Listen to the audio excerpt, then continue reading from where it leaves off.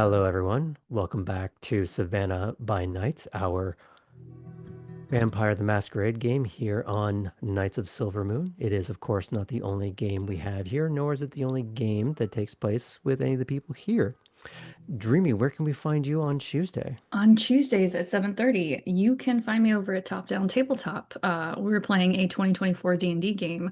Join us for the hopefully last session where we're in this party because we're planning some smash and grab while my character's singing on stage. It's gonna go great. And having an existential crisis.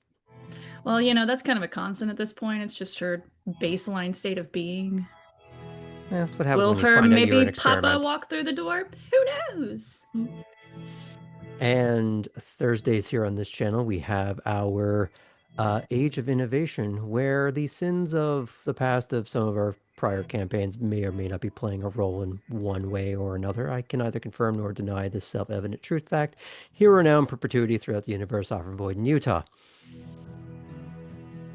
And on intermittent Fridays, Martel, what are you doing on this channel? Well, Graham, it's so great that you were talking about existential crises because we are playing our Star Wars game on Fridays. In fact, this is hot off the presses. Our next meeting will be on the 19th. So we will see you all then. Will Akin have his Ryan Gosling Blade Runner freak out? Maybe. I mean, as one does. But if there are no other announcements, going once, going twice, let's tell a fucking vampire story.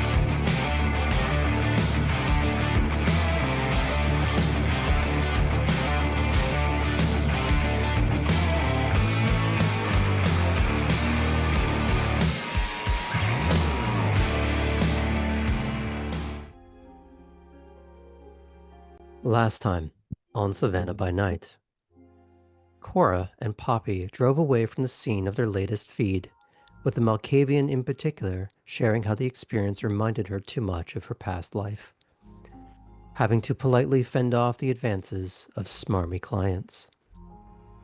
As that pointedly gave Cora the ick, she expressed that she would likely need to find another method.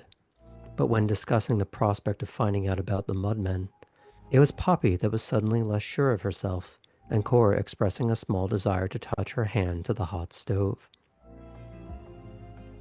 Kate arrived back in the presence of her clan's whip, Elizabeth Redgrave, where she promptly relayed to her superior how the interaction went with the coterie of Bruja that watched the bridge from South Carolina. Redgrave appeared impressed, or at the very least, had her expectations met, awarding the junior Ventrue an official job offer. Kate readily accepted the position, but had some additional phone calls to make in order to stay in the good graces of her primogen. Ellie brought Alice to Wormslow and was quickly abandoned by the perpetual child as she went to go show her newly acquired teddy bear to the keeper, leaving Ellie to bump into Artem. The two went for a walk around Elysium grounds as they talked more candidly about the encounter with the Mudman, the prince's offer, and Ellie's industrious intent to cash in on it. Most importantly, the start of Ellie's plan to tag and follow the creature. Kate had organized a girls' night out for Chris to lift her spirits after the recent stint of emotionally distraught evenings, resulting in the venture bringing Chris, Cora, and Poppy out to a historic dragon dance venue called Club One. The Quattro started their outing in earnest by getting drinks at the nightclub portion of the building.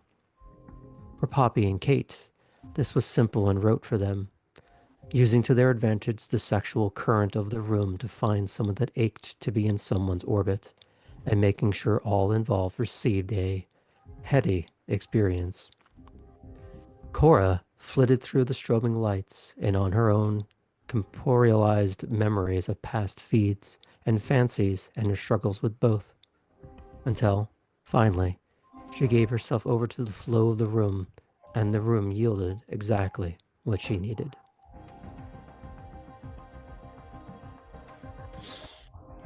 But before we get to the aftermath of the show,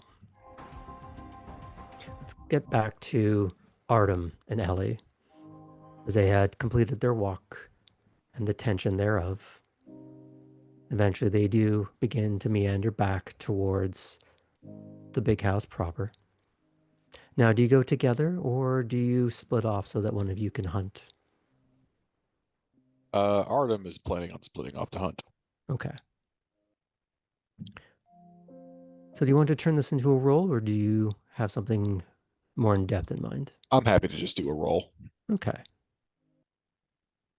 So, if you want to lag behind and allow Ellie to walk back up the extent of the property by themselves to the main house, with the certain knowledge of there could be something in the water, and there are definitely people milling around in the woods. The question is, how many? Ellie only saw one, but the implication is there has to be more. So, Artem, let's say this is more opportunity than Yeah. plan. So let's go with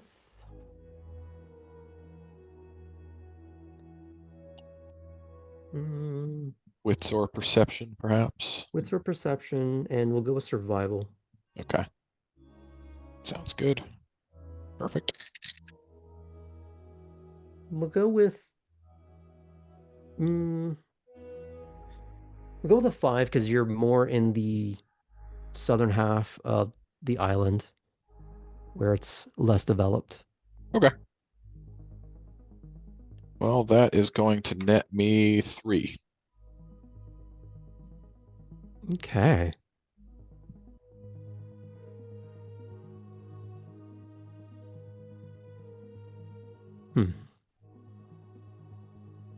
You were paying attention rather closely to the water earlier, yes? And as this begins to pay off, you do hear that sharp snort of an intake of reptilian nostrils cresting the surface. And you can jump in after it to try and lure it down. But as you've already rolled, you rolled well. Tell me how you'd like to go about this. I think Artem is still of the mind that the water is very much their domain. Mm-hmm. So his thought will always be, I'm going to bring them up on land. So I think Okay. he's probably figuring out that they're fast, but he's still thinking, okay, but it's still better that I am on land, you know? Mm-hmm. They're still faster on land than most people realize. Oh yeah. But since you've rolled well, that won't be a problem this time. This time. Mm-hmm. So the question is, as you try to get its attention and you wrestle that gator, it's always a trick to get the fangs through all that armor. So for all that effort, how much do you take away? Um, just enough to give it a nice little nap. Okay. You could take up to 3, and it's Yeah, going to take a good long nap afterwards. I think we'll do that. Okay. So mark that down.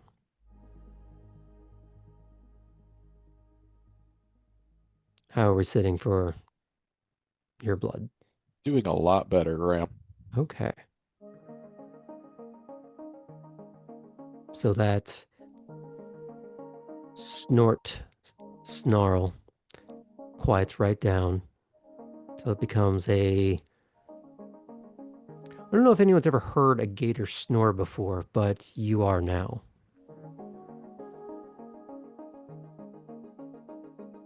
A lot of unique things that the gangrel here out there. Mm-hmm. One thing to maybe color this, Okay. Artem would have just like split off, probably without even saying anything. Uh, would you have just gone back to the house, Ellie?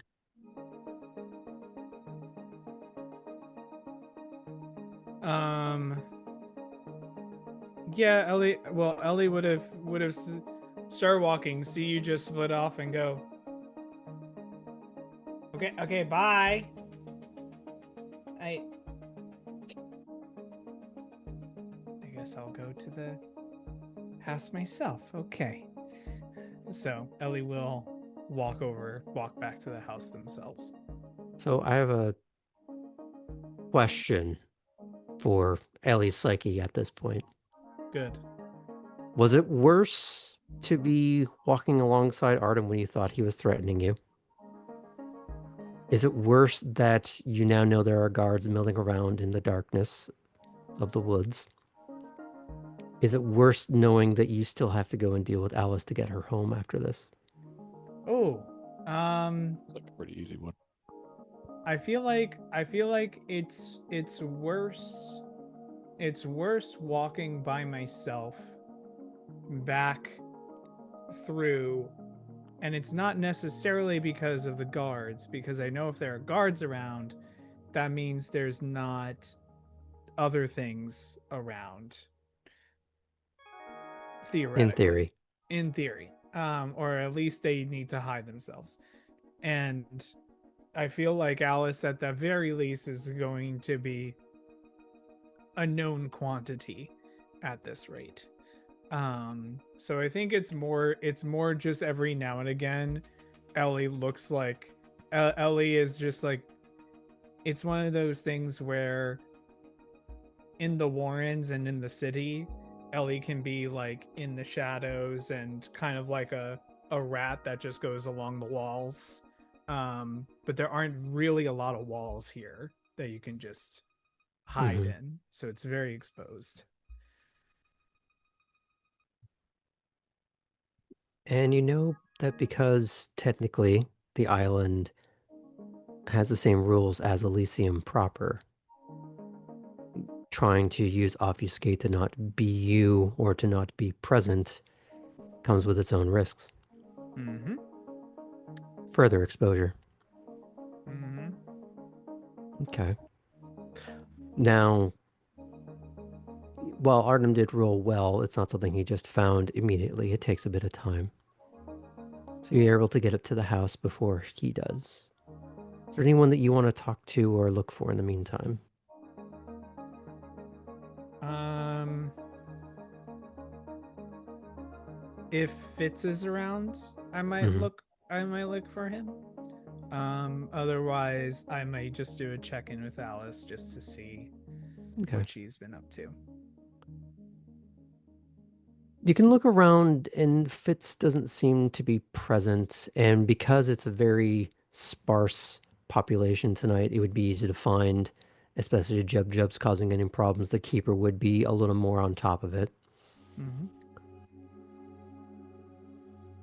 As you do mill around, you may not know him by name, but you have seen him quite a bit here when you have been here. Someone that's been close to Chris, if you've been observing, which I Mm-hmm. presume you have. Yes. As you are wandering about for a moment looking for whomever. Harlan walks in your direction. Hey there, Ellie, right?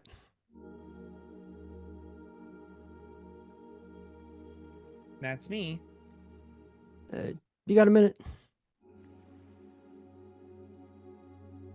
Ellie makes a show of looking at their phone. Sure. I don't know if I actually know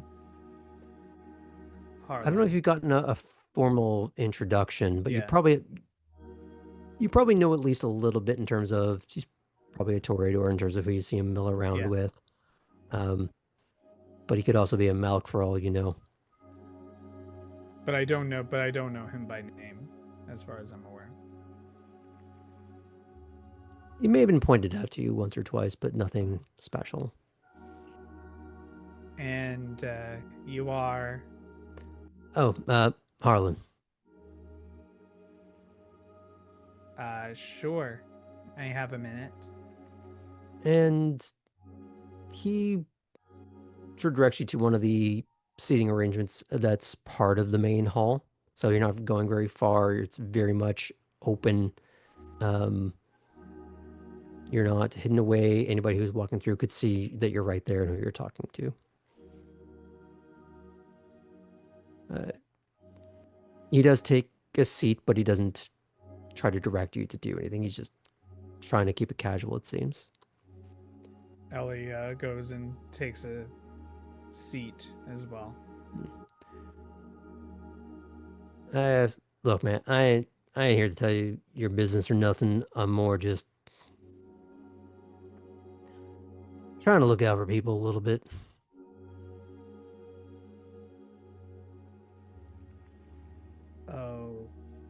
Okay. I know you and Chris are having a little bit of a squabble. Yes, it seems like that's the news of the week, because apparently not much else is going on, I guess. Believe you me, it's a nice change of pace when that's the scuttlebutt. Uh-huh.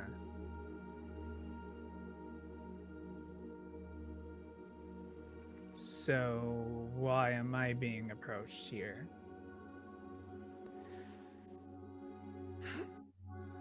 I want to see if I can help squash whatever it is.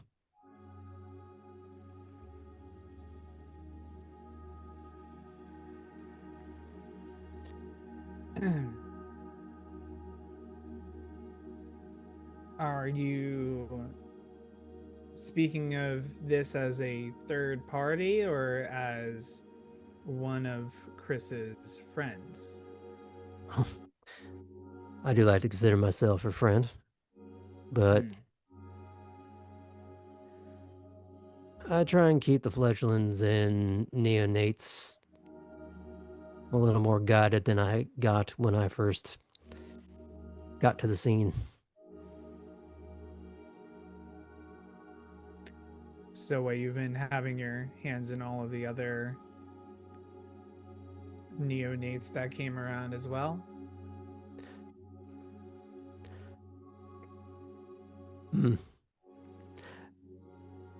That seems more of a manipulative way of framing it.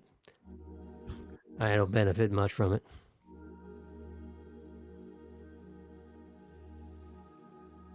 Just trying to help people avoid the mistakes I made when I first came around. And what mistakes did you make?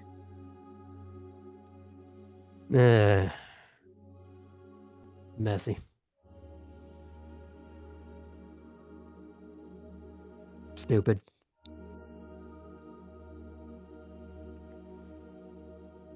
Have you been in Savannah your entire life?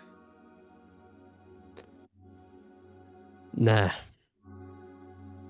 Name for the county I was born in.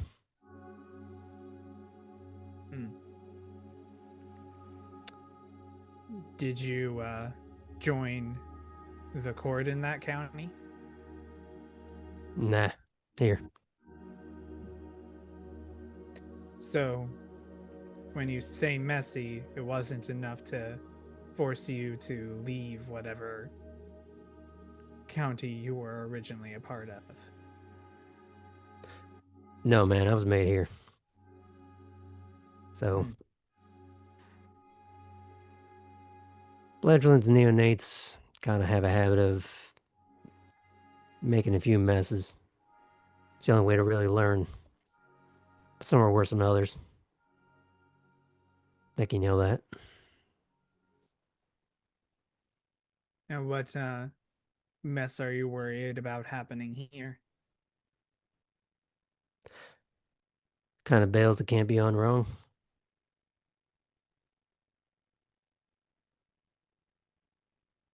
I'm sorry, what?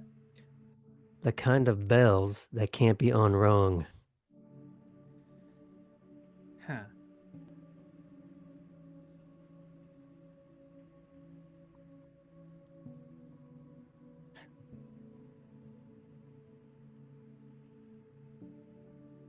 Well, I'm not exactly sure what you're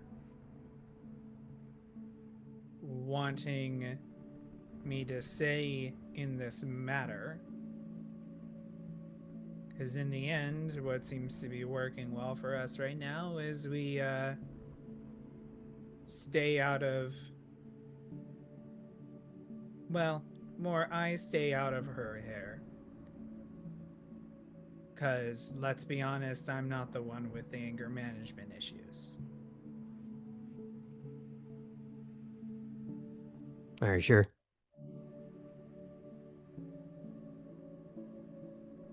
Ellie does their damnedest to keep composed at that comment. You want to roll for Bend that? willpower. Yeah, I totally want to roll for that. Because of the situation, though, I will not allow you to roll or add willpower to this. What? I won't allow you to use willpower for this Oh, I one. wouldn't have used a willpower on this. I think this is a great moment for Mhm. that. Because of What the am- unbelievability of this statement and the demonstrable truth, we're going to put this at an 8. And what am I rolling? It would be subterfuge and manipulation.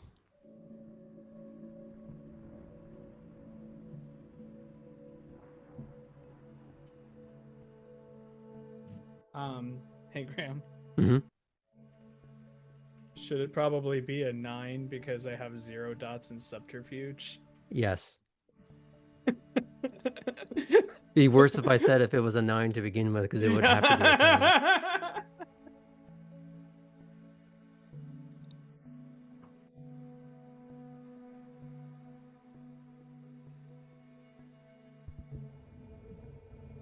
Okay, so what I rolled... Now I have to have him also counter roll to see through the bullshit. I really don't think you do. Really? Because I had a 10, Mhm. and it was canceled out by a 1, and then there is a 1 on top of that with no other successes. Okay. So the botching, I think, is So it's not a Ellie... botch. Oh, it's not botch, because I did have a success. You did have one success. Botches happen It's when you have canceled out. 0 successes to start with. Right. And so it was canceled out, so 0 successes. So botch in this case would have been I'm not even really sure how to map out that catastrophe, but here it's just you did not successfully lie. Well, I think if it works out, I think Harlan says, "Are you sure?" And Ellie, unbeknownst to them, emits a bit of a And a little twitch. little twitch. Yeah, right there, case in point. Might be a case of you're not oil and water as much as just oil and oil.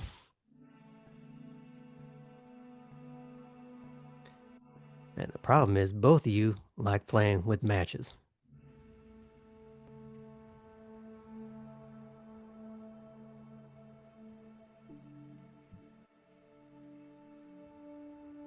I like the kid. I do. She is a bit of a tinderbox. I think we can agree on that. Yes, and it's clear that everyone seems to like her as well.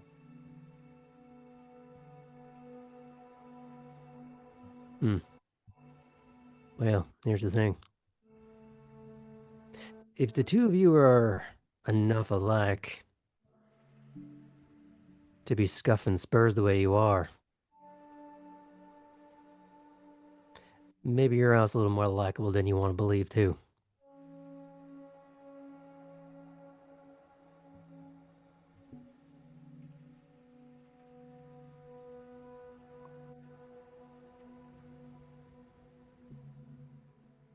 Now, the question is, do you want to find that out? Or you just want to cross your arms at me like that?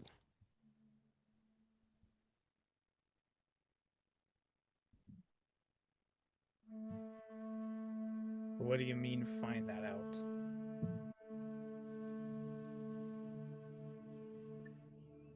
Let's say you and I go hang out.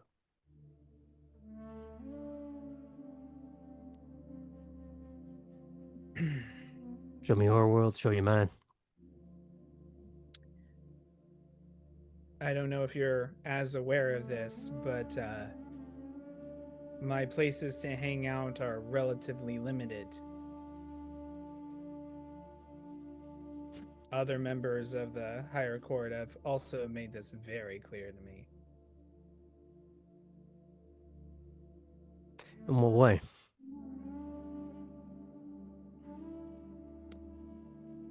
Well, when I try to ask other members of court, more specifically our prince, about safe spaces for someone like our friend Tabby, who doesn't have some of the talents I have, to mingle with the other ones, kind of gave the thing of master that talent or you're screwed.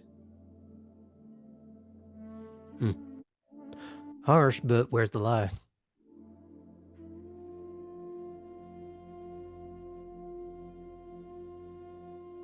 It means a lot of my brethren tend to get left out in a lot of ways. And that's not even including the fact that we're even limited if we are even limited if there is a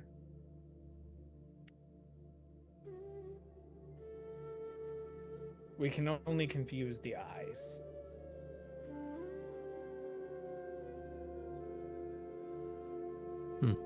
Question, is Ellie holding a laptop or a laptop bag or anything like that?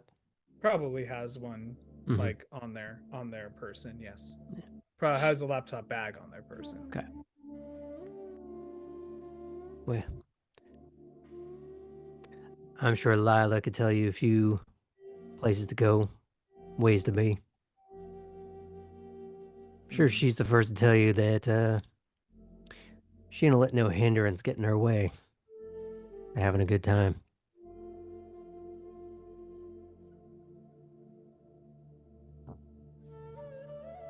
So what do you mean by going into your world?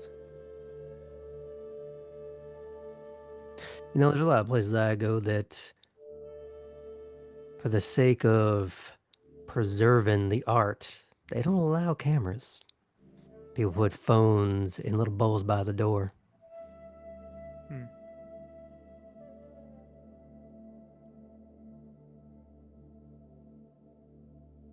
Are we talking art museum or studio? Galleries, shows, places where they don't always allow bloggers to go and ruin the ambiance.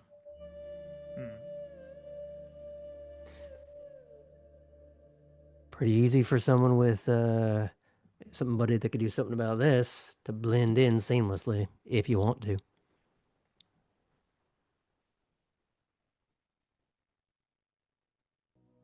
Tell you what, he takes out his phone. Don't answer now. Think on it. And then get back to me.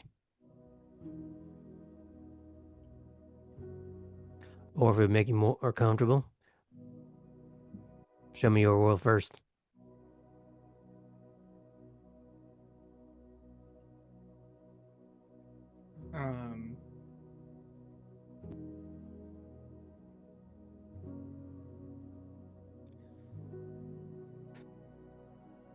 Fine, I'll see what you have to offer.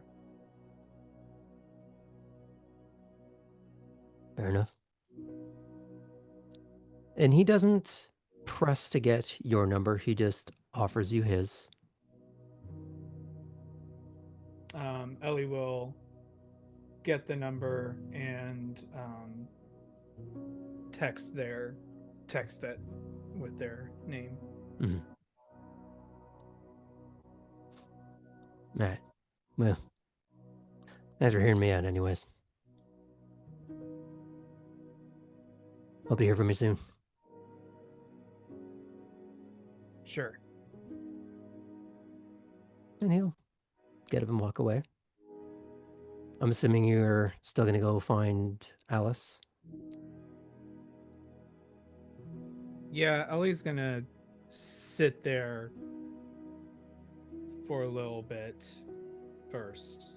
Mm-hmm. It's the first time that someone's approached Ellie, and it's not because Ellie's been in trouble for something or because there's a need for Ellie's skills in a particular way. So Ellie's a little thrown off by the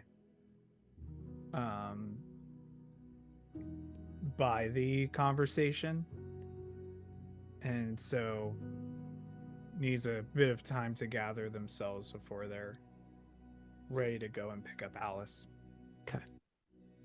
Do you mind if I fade out from that then, if you want to? Not at all.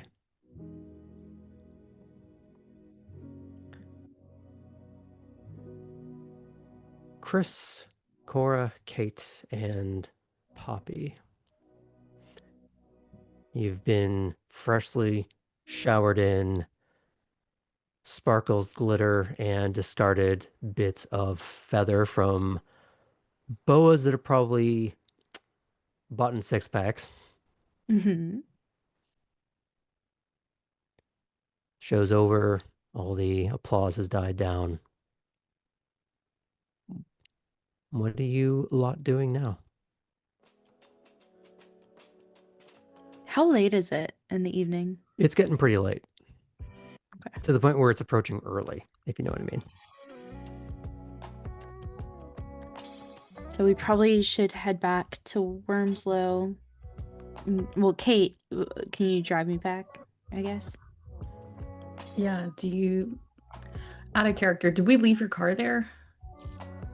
Yes. Yes. Yes, Oh, okay. yes. Because you took... Because you drove me, and then Cora Mhm. drove Chris. I can't remember if you had driven yourself to Wormslow in the first place. That's where the... Yes. Okay. Do we have enough time to get out there and then back into town? Oh, yeah. Oh, okay. It's more just, it's that idea of you need to account for going there and then getting back out to where you need to go. So you got time to work with. You're not under a dire time constraint, but it's like, it's getting a little late. Mm-hmm. It's a school night kind of thing. Well, I mean, we still have a little bit of time, and this has been so much fun. Cora, as you say that, your phone does beep at you. I don't know if you mute it or if you just leave it on vibrate or whatever it is, but you do get a message from Grace. Okay, so I guess my time is up anyway. I'm Hot gonna have to date? go. Sure, if doing something for Grace counts. Ah, yes. I'm sure. Sure it counts. All right, Chris, you're with me. Okay. I'm laying down in the back of the car. Okay. Oh, wait, I had promised a very not sober Chris piggyback ride to the car. That's so true. I think Poppy's that she's probably filming this. forgotten. I think she's probably forgotten Oh, okay. about it, and then you do step outside, and then you just are like, "Hey, hop on" or something. Mm-hmm. I'm gonna walk out with Mhm. everybody. Mhm. She just I looks. video it. Oh yeah, she looks at you and you say like, What? Yes." It's not quite a full like anime glomp, but and you do notice a slight sort of like hitch kick in her heels, like she's gonna like giddy up, but she stops herself of both doing it and saying it. Hi ho, Buttercup. There's fuckery to spread. All right, let's go. Wait, please don't choke me, Chris. Are you sure? Well, in a different context. Poppy sends the picture or the video to the group text with just like a smiley emoji.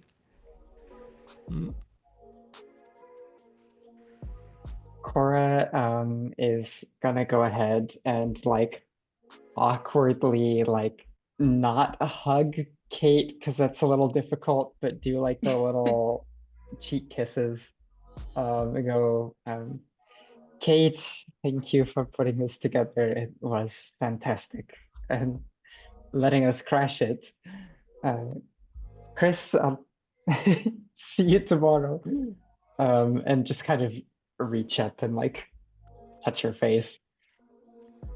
Do you just sort of like smush the face kind of thing, or is it more like head pat?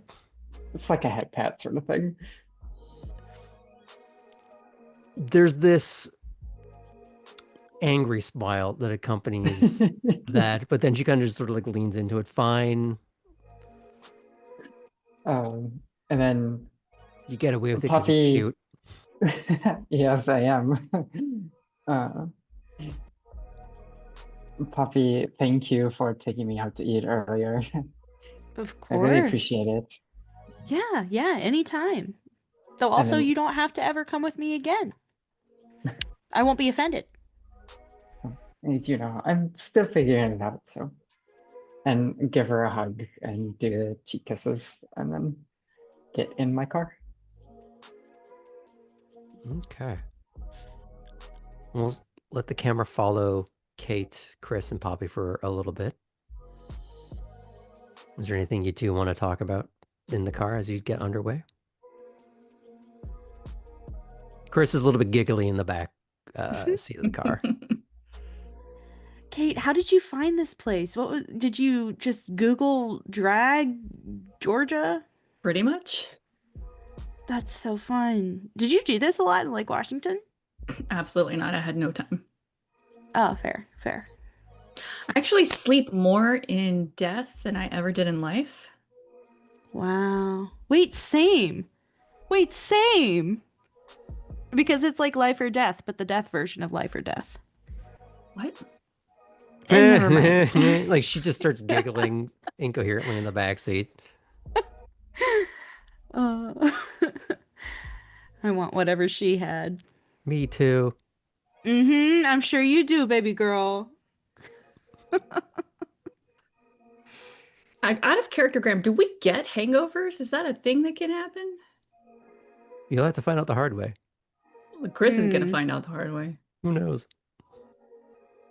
She seems pretty hardy. Just no knivies in the back seat, okay? Sorry, I missed that. No knifies. Did you just hear her make a little snip sounds? No stabby stab.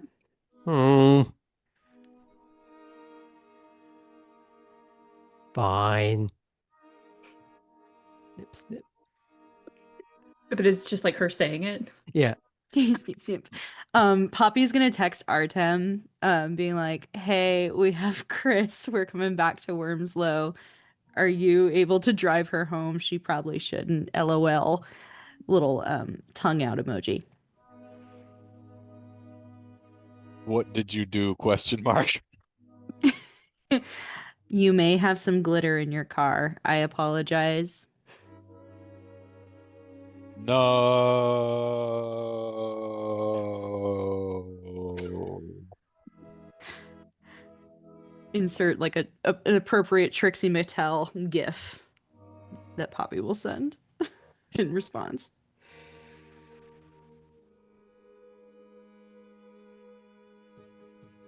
You guys have fun? Question mark. Poppy will take a selfie or like a short video of Chris in the back seat and Kate. Say hi to Artem. Hi, Artem. Actually, She's our no, she'd do designated this. driver. She would be. Oh, excellent. Excellent. There we go. Good. See, we're fine.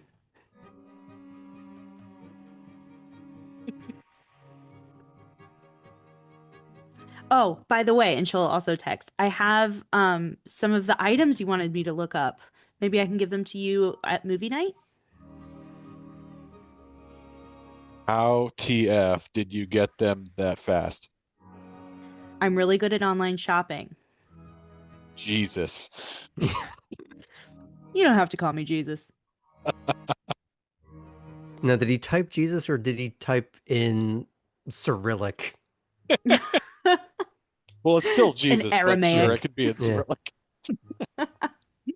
So there's a couple of characters. You probably know what it is, but there's like a character or two that's off. Amazing. Now, is there anything else the two of you want to discuss in the car while Chris is a giggle fit in the back seat? I don't think so. I think Poppy just Okay. under her breath, just to Kate, will be like, "This was a really good idea. Thank you so much for thinking of this." Anytime. Okay. We'll fade out on this warm and weirdly wholesome moment of, I have to get my car detailed. yeah. You know a guy that probably could give you a hint on that. Mhm. Happens more often than you think. Just the glitter specifically, weirdly, though. Considering how much of a toxic presence in the universe glitter actually is, yeah. And there's a whole protocol just for that, and I love the emotional damage I just did to Helena. I said what I said. You're not going to eat it, though. It's so beautiful, though. Doesn't it fill you with glee?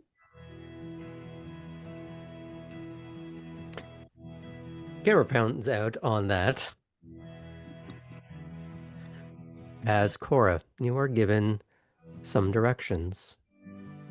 Sure, yeah, I'm gonna take time now that I'm by myself to actually pay close attention to this message. Mhm. You're going to meet the gentleman that you ran into last time. And it gives you a map pin. When you're done, tell me. I will give you the next step.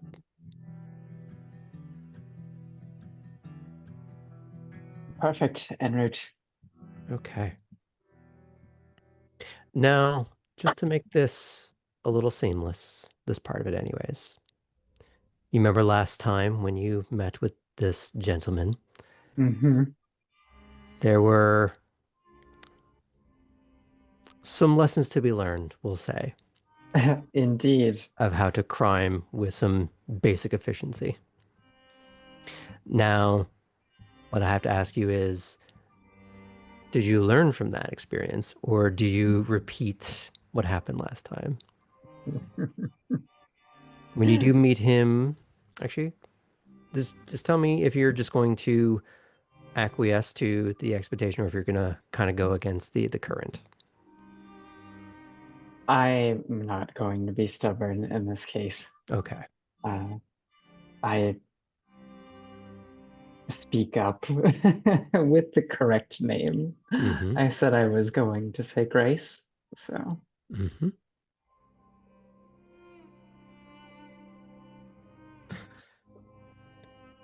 Okay. So you do have to, of course, go up to Savannah's main hospital campus. You do meet the familiar, or semi-familiar, yet unnamed EMT with an oversized cooler in the shadows behind some of the fast food strip malls that are closed for the night. Mm. He does not meet your eyes. He seems to know to avert, but still remain attentive and aware. there won't be any funny business. You really don't need to. Who sent you? Grace, of course. And he sort of kick slides the cooler in your direction. And it's not like a little lunchbox. This is more like something you bring on picnics. So, what do you get from our little arrangement? And he sort of adjusts his cap and he walks away from that.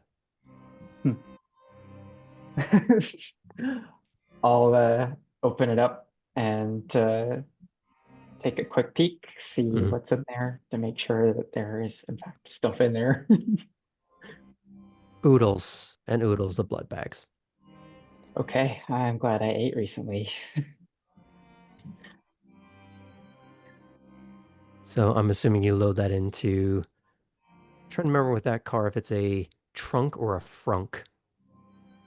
In this one, I think it has a typical trunk, if Okay. I'm correct.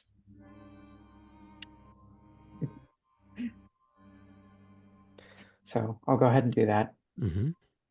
And Hop in the car, send a message. Step one, all done, no issues. you get another map pin. And I'm assuming you either put that in or you look it up and you get underway. Yes, indeed. Okay. You are used to flying up and down the Harry S. Truman Parkway when going back and forth from Wormslow. Tonight is no different, except you travel much further south on the mainland, in parallel to the island that plays host to Elysium. Okay. As things become decidedly more green and rural, you take the off-ramp onto Whitefield Avenue. You stop short of the diamond causeway that would take you back to Skidaway Island. Instead, you stop short and take a left at Ferguson Avenue. A brick archway secludes a pathway between the trees and leads you past a tiny, old brick chapel, and finally to a pair of mirrored brick houses.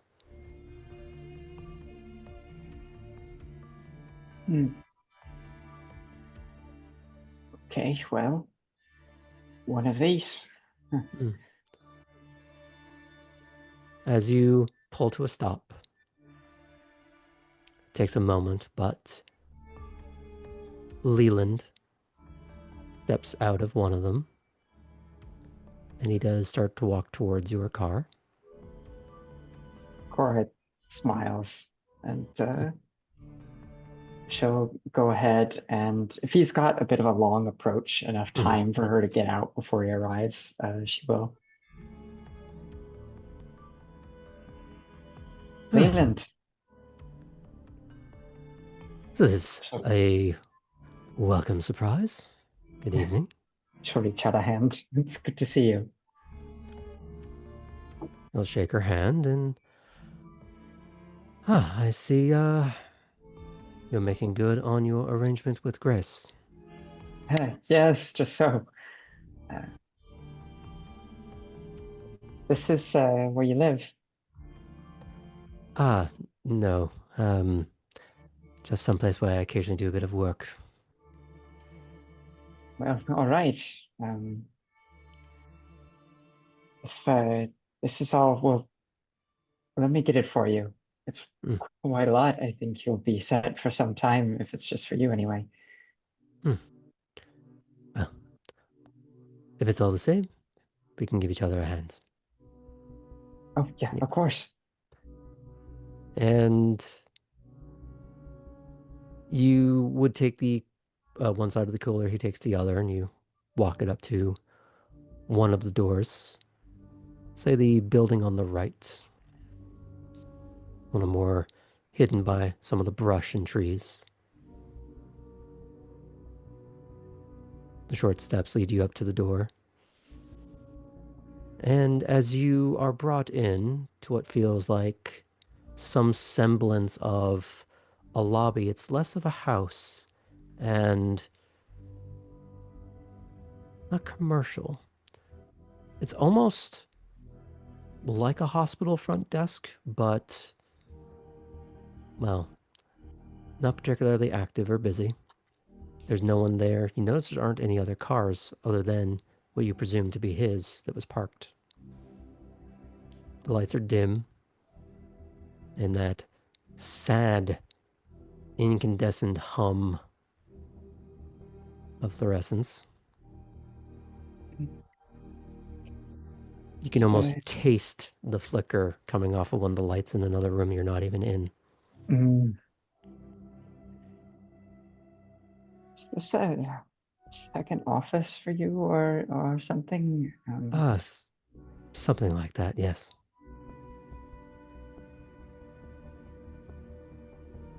Are there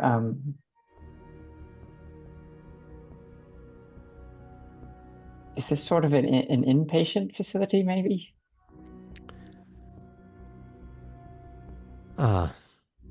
He is going to have you help him take the cooler to another room that's off the main hallway, to it being a few more fridges, freezer. It looks like it used to be a proper kitchen, but is more fridge and freezer space.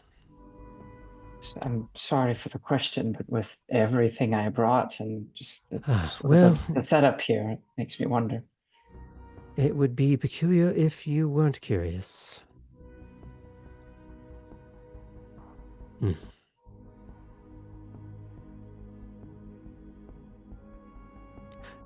Do you understand what it is I do for the clan, yes? For you in particular? Sure, yeah, you check up on me, make sure things are going well, and help keep it that way, I imagine. Hmm.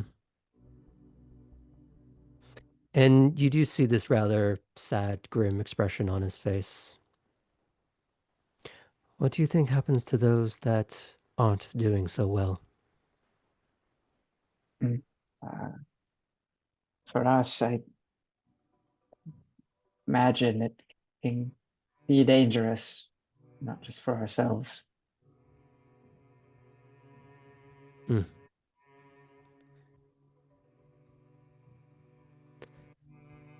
I think let's leave it on a little bit of mystery then. All right. Well, that seems like a heavy thing to have to hold on to. I know you're usually listening to us, but if we do want to talk about it. It's very kind of you. But I've been helming this for some time now. It has its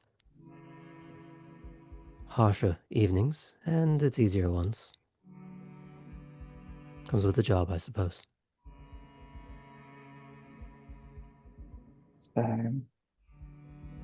Anyone ever get better again?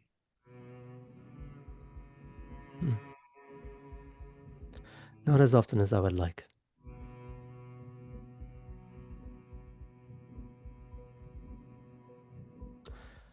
But for some, there's still hope. But we have to measure it on decades.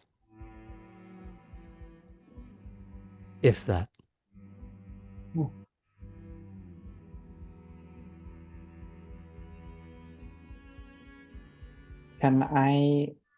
I'd like to reach a hand out and put it on his sleeve, kind of up high. Mm-hmm. And then just kind of rub it for just a second and say, thanks, Leland, for what you do for us. Yeah. You'll reach over and pat the hand. Thank me by trying not to end up here. Yes, I'll do my very best. My favorite sort of patient is one I don't have to see too often, if you understand.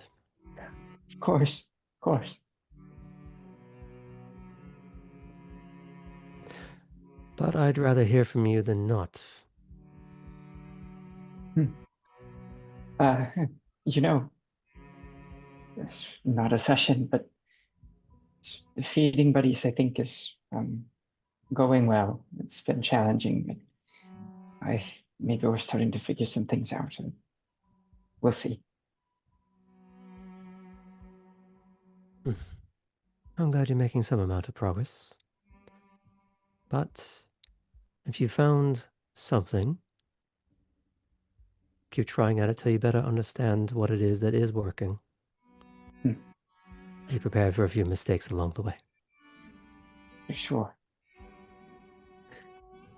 Yeah. Unfortunately, there's not enough moonlight to have a longer conversation on the topic. We'll make time again soon. Of course, right. I need to make sure I have the option to stay here patient and get out of here before the sun rises. So.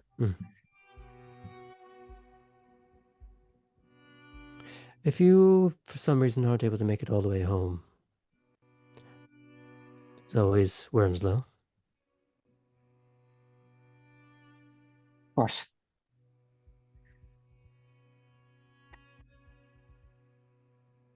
All right, well, I'll leave you to it then. You'll be all right with everything else? Do you need to bring anything back to the house, or? Oh, I'm quite sorted for now, thank you. Right. I'll show myself out. Good evening, Cora. Evening, Leland. Now, a question for the player. Would you like a bit of chance? A bit of chance. Would you like to play a game? You're asking me this. I know. You understand. I know what I'm doing. Okay. So, I'm going to have you roll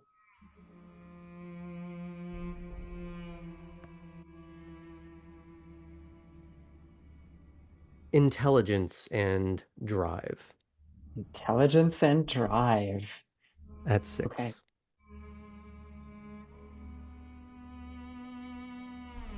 This is to determine whether or not, in all the capacities as a driver, and you kind of having a better sense of where you are in the county right now, whether you can actually make it home, or you're going to have to try and ditch out at Wormslow. All right. Let me see. Open up my dice here. Check my character sheet one more time. And roll.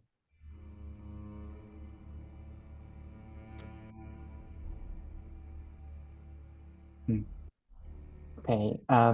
Does the 1 default to canceling out a 10 Yes. first? Okay. In that case, I have 2 successes. Okay. You're reasonably sure you can get home with enough time to spare. It might be a little tight, but you're not too concerned. Okay. Well, that's been just enough confidence to get me in trouble before, so let's go for it. Mm-hmm. Within a few moments of you getting in the car, you do get another text. All right. And it's less direct from Grace as much as a notification of the bank account that has been set up for you. Has an influx. Okay. Good. Looks like you're going to be eating too. And I like tap the steering wheel a little bit.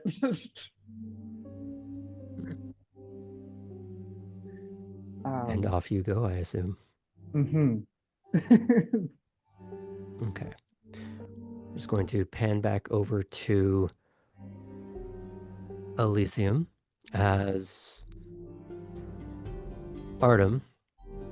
You are finally walking up to the parking lot as Kate and Poppy bring their drunken charge up to the house. Arden, we got you a present. Oh, good. I can't wait. I would say Chris is trying to hide behind Fulton, but knows it won't work, so she could just sort of just jump out, still covered in glitter, and try and hug Artem. Oh, that's not. Oh, you did it to get glitter on me. There's a bunch in your hair, Chris. Just kind of. Just Yeah, she's gonna like step and just like in his face, basically try to do the whole like hair tussle thing. You are a goblin. Sparkly goblin. Hey, look, I don't use true things against you. What would you use? I'm perfect. Oh, sweet. And she just sort of tries to reach up and boop you on the nose. It's gonna get like just out of reach. And then she pokes you in the stomach. My glittery, glittery stomach. Mm.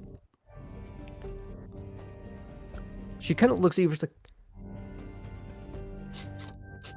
and she knows like the few slight damp spots on your clothing. Did you go after another fucking gator? No way. Yeah, way. Is They're that just big. like your They have a lot of thing? blood. It's efficient.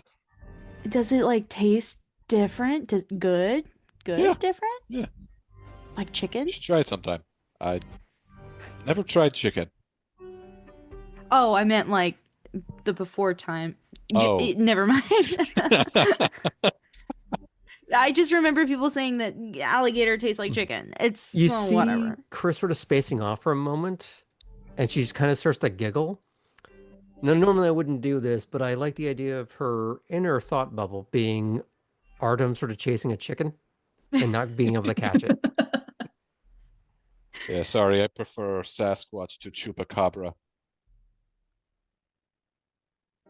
He did a What? stint in the woods. I think he's not joking. Chupacabras Oh? are the ones that eat chickens, right? Oh, maybe I don't have my American folklore. I don't think most Americans have that kind of American folklore on I think I for have to together. drive. I don't know what's wrong with.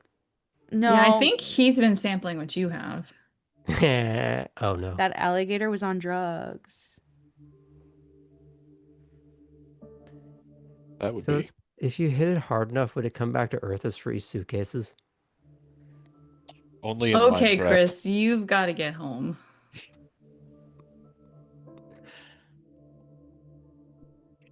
Had a good time? And she sort of like, she does start to meander towards the car, but she stops, spins around, and gives Kate like a big hug, but from the side.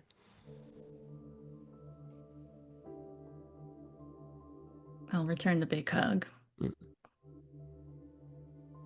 And then she will go and give a proper hug to Poppy and kind of get like, because I think Poppy's on the shorter side, right?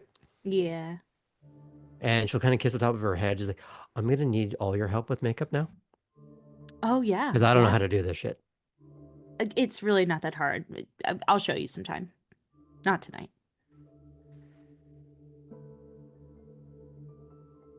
She looks at Kate. She goes, 1 sec. And she tries to jump on Artem's back to try and scam another piggyback. It's only fair Whatever. it's your turn, Artem. I imagine even if she got a running start, it wouldn't even move you. Oh, yeah, no. It's just George of the Jungle hitting a tree, just no movement whatsoever. She like, Yeah. But she's clamped on. okay. Thanks, guys. We'll see you soon. See you soon. Tomorrow, I guess. See you tomorrow. You do hear her do a little bit more of that drunken giggle again. It's like he's a Clydesdale. I don't know what that is. The fucking horse, Artem. Aren't you like Animal Boy? It's the beer horse. Peter horse. Yeah. Budweiser?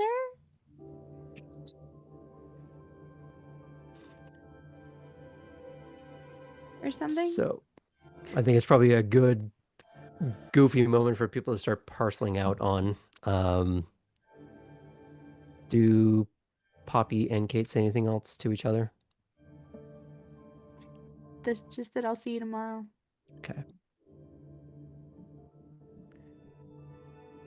So as you start getting into your cars and filtering out, I know Artem, you wanted to ask a little bit more of Chris, but I want to pan back over to Ellie real quick. Eventually, you do find Ellie, or not Ellie, you find Alice up in the library, and she's sitting opposite of Lump, and they're engaged in a game of chess with Atherton in a nearby chair, kind of enjoying the social silence while he reads a newspaper and just sort of idly pays attention to the game. From the looks of the game, how is it going?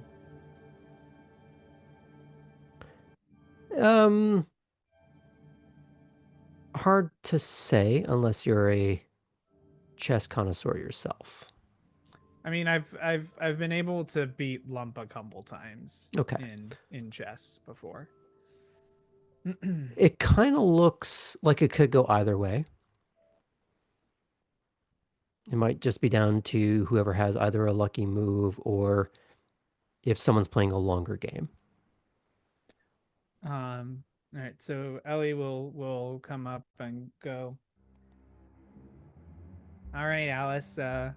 Once you finish this game, we'll be heading home. All right. And you're not quite sure which one was making the sound.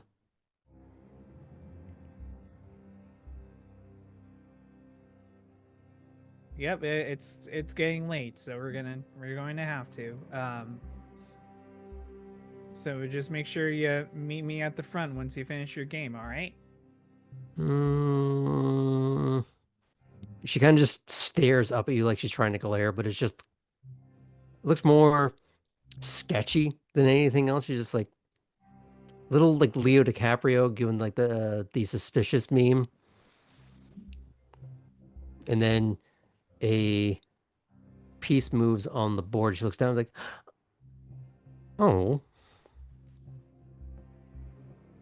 and Lump is just sort of coyly drumming their fingertips on their misshapen cheek. Okay, we can go.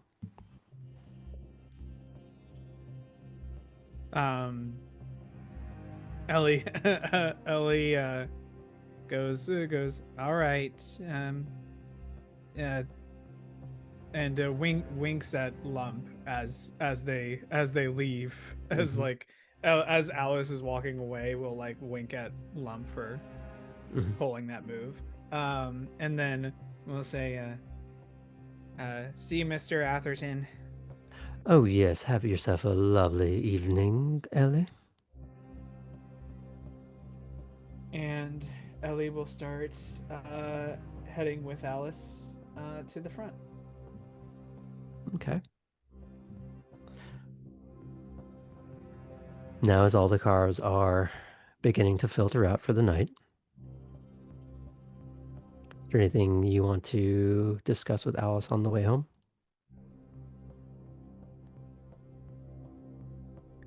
Do you have a good time tonight? Yeah. Oh, and she holds up the teddy bear, and it looks more freshly laundered. And a couple of the spaces are neatly sewn back together. The ear is, it's been sealed, would be the better way to put it. Like they can't just add more fabric, but it looks like it's been properly amputated, so it's at least not leaking stuffing. Huh. Someone help you with that? Mr. Atherton. He does some good work. Mm-hmm. And she just sort of like holds it up a little bit while facing her, and then she just hugs it back in her arms.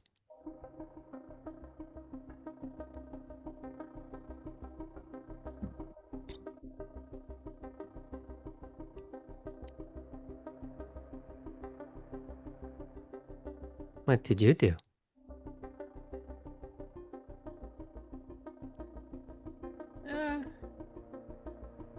Walked around, had a couple chats, made some plans. What kind?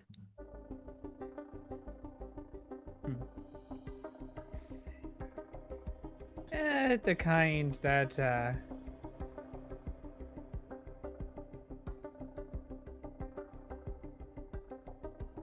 gonna, I think, are gonna be a little fun. She gives you that suspicious look again. Ellie gives a suspicious look right back. And she does crack a smile eventually. And it's a very toothy smile, which is really weird considering how much of her face just has teeth erupting out of it left and right. Yeah. Ellie turns the grin and then looks back at the road as they make the drive back home. Is it okay if we pan out from that? Yeah. Cool. Artem, as you are heading back up north to the house, Alden's house anyways, is there anything you want to ask Chris? Had a good time? I don't remember a couple of parts of it, but that's a good thing. Good. What about you? It was fine. Quiet. Quite good, quite bad. Quiet. Yeah, but okay. She just sort of reaches over and just pats. Like she's realizing that she's a little more sober and she's wondering if maybe he like drank a drunk gator. I saw you leave with Ellie earlier. Yeah. How was that? Yeah. It was fine. Figured I'd take the hit for the team. About Wanted to make sure you had a good night. oh.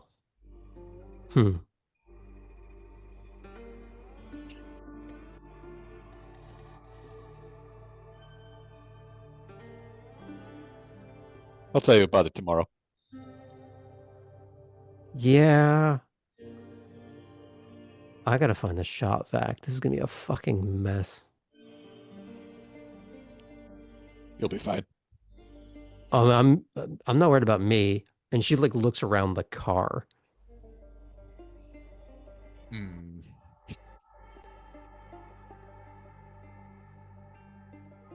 You know Titus? Yeah, you know Titus.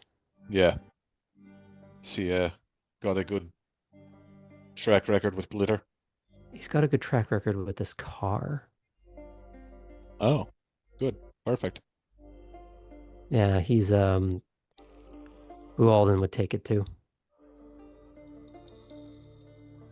I was wondering if that would be on the table or not.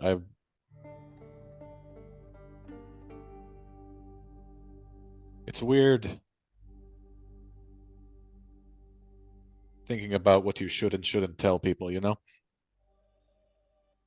You're gonna have to narrow that down for me. I mean, I don't know. In this case, something happens to the car. Is that something we'd want to like hide, or is that something we'd want to? I think I it don't know. depends on how bad it is. Does it need to Right. be vacuumed? Yeah. Maybe shut the fuck up about it. If it's in pieces that you have to bring back in Tupperware, um, you're gonna have to talk to him about that. Well, if it gets that bad, I'm probably gonna try and skip town. But If it's I that get bad, what you you might mean. be in the Tupperware. Yeah.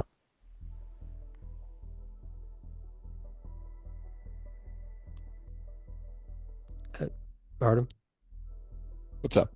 thanks. No problem. Did you have a movie, by the way? Got one from, I think, everyone else. She squirms a little bit in the seat because she does remember saying what her favorite movie was before. Mhm. I don't know if I'm really in the mood to watch that. Well, I'll just go whatever their suggestions are. I'm sure it's fine. Okay. The movie isn't really the point. I'll see if you can get it anyway. But yeah, we'll probably watch one of the lighter ones.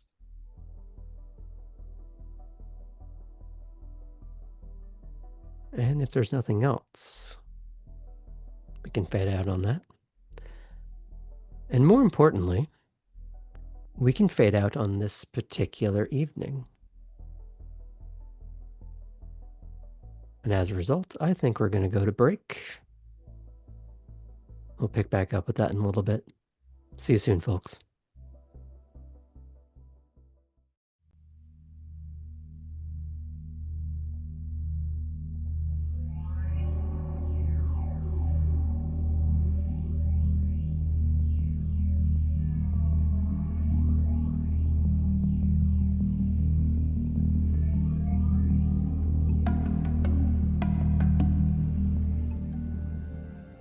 Welcome back to the second half of our shenanigans by night.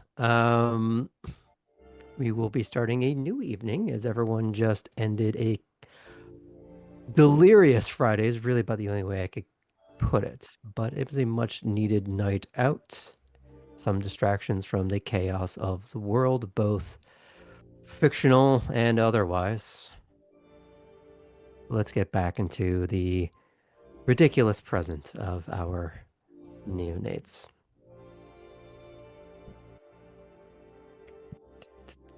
Okay, so we are beginning a new night.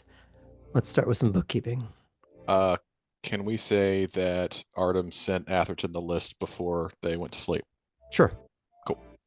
We'll get to all the necessary additional texts and stuff at the end of this. So let's start with your nightly blood expenditure. If you do not have the requisite merit, or let me start in the correct order, just for waking up, you spend 1. If you are intending to be around humans and you do not have the requisite merit, you may want to spend that point now.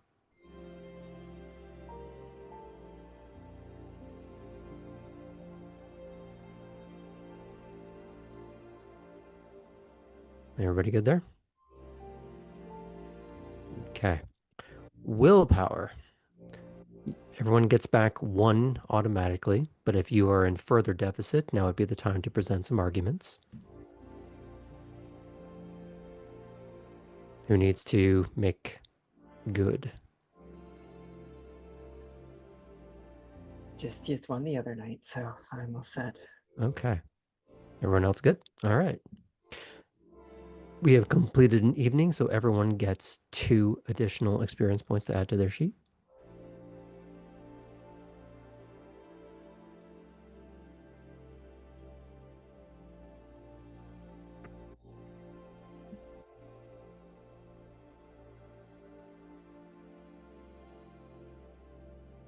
So, while I have a variety of scenes planned for each of you, are there any quick things that need to be done right now before we get into the meat of everything else? Any quick texts or phone calls, any very brief errands that we need to address? Poppy would have probably kept up with Lump's chess game before going to bed the night before. Just wanted to. And maybe a move or two when you woke up? Mhm. Okay. Anybody else with a little small asides? Just the movie text to Atherton. Got it.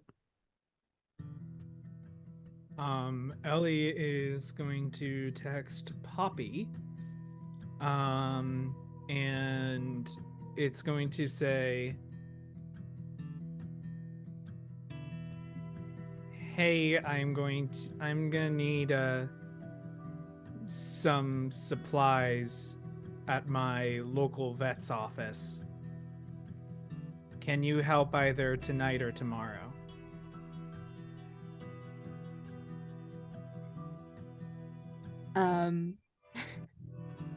Poppy will reply. Well, first of all, she'll look at it very confusedly. Like, what the fuck? Is this their way of calling me a bitch? Like, what does this mean? And then I think she'll catch on that they're speaking in code a bit, and we'll say, sure thing. Movie night is tonight. So either before or after, or tomorrow is a lot more free. What's better for you?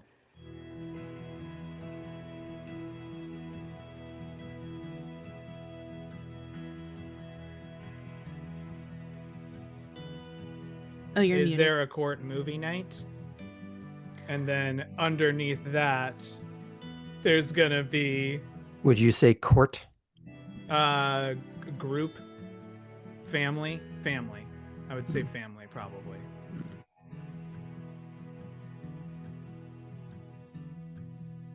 And under that? And under that would say, can do tomorrow. Need to see what hours the office is open. Poppy will reply with, yes, if you want to pull up, come on by. But I bet Chris might be there. It's tonight, and I'll give the time that we established, I guess. And then I'll say, yeah, we'll link up tomorrow. What's in it for me?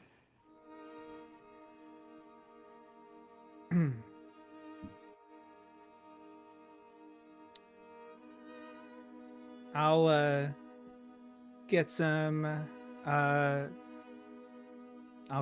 payment for you. You'll have it tomorrow. She'll send a dog emoji, a cat emoji, a doctor emoji, and a thumbs up emoji, and we'll say, awesome, can't wait.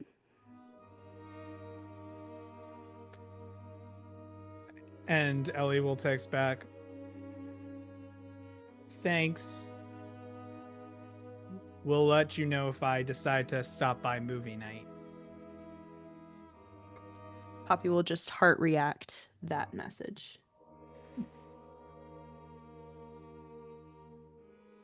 Any other text, conversations, calls? No? Okay, we can begin the rest of this in earnest. Kate, let's start with you.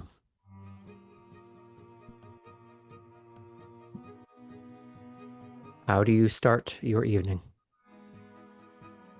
I am going to start by doing some research. I'm going to pull up various Google reviews of different levels of local hotels. Okay. I'm going to skim through We're gonna look at the 3s and the 1s to see if we can get any kind of hint at what problems might have been taken care of, at what's not mentioned.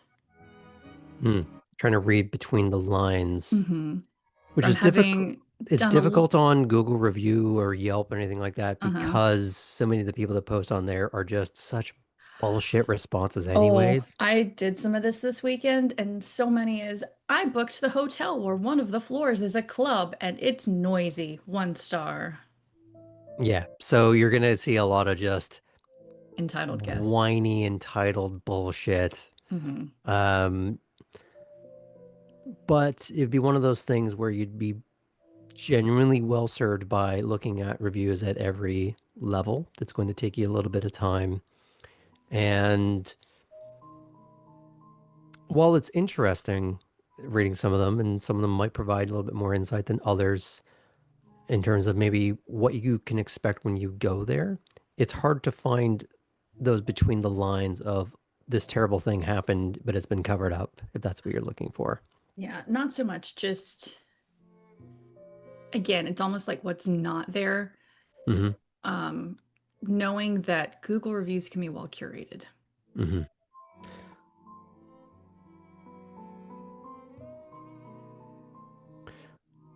I'd say without knowing exactly what what the I'm looking missing for. puzzle piece would be very difficult to find out.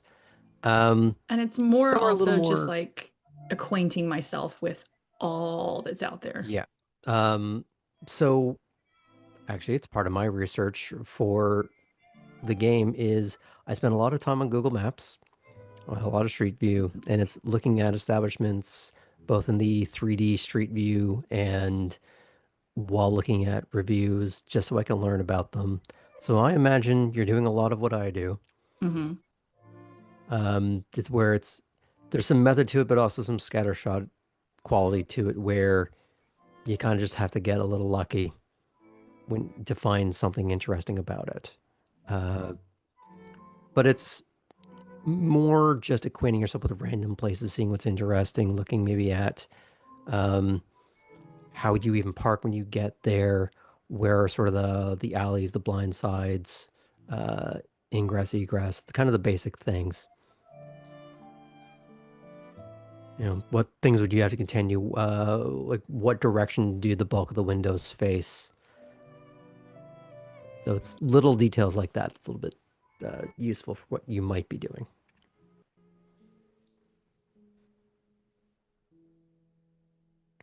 So I won't have you roll because that's not entirely relevant, but it's more just a case of you are intentionally trying to hunt down facts about a variety of establishments all across town.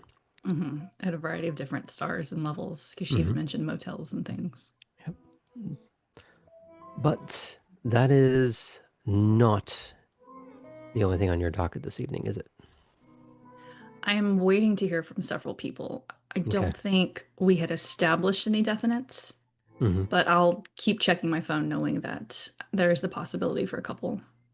The one that was an indefinite was Rook that he would get back to you, but you know that you would have to seek out your Primogen to have a more direct conversation. Okay.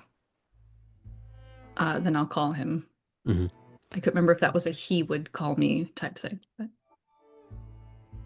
There's been a bit of an expectation of you have to seek out the attention rather than just wait around. I'll call him then after a bit of this research. Yes. You wanted to have a more thorough conversation? Yes. I'll be at the office this evening. I'll see you there.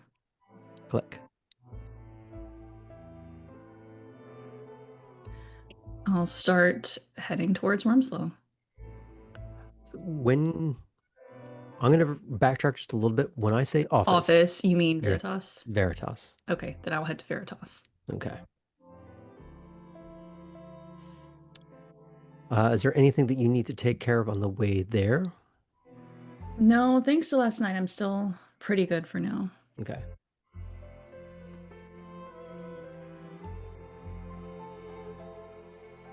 Hopefully I don't get punched and need to use more blood, but we'll see how the night goes.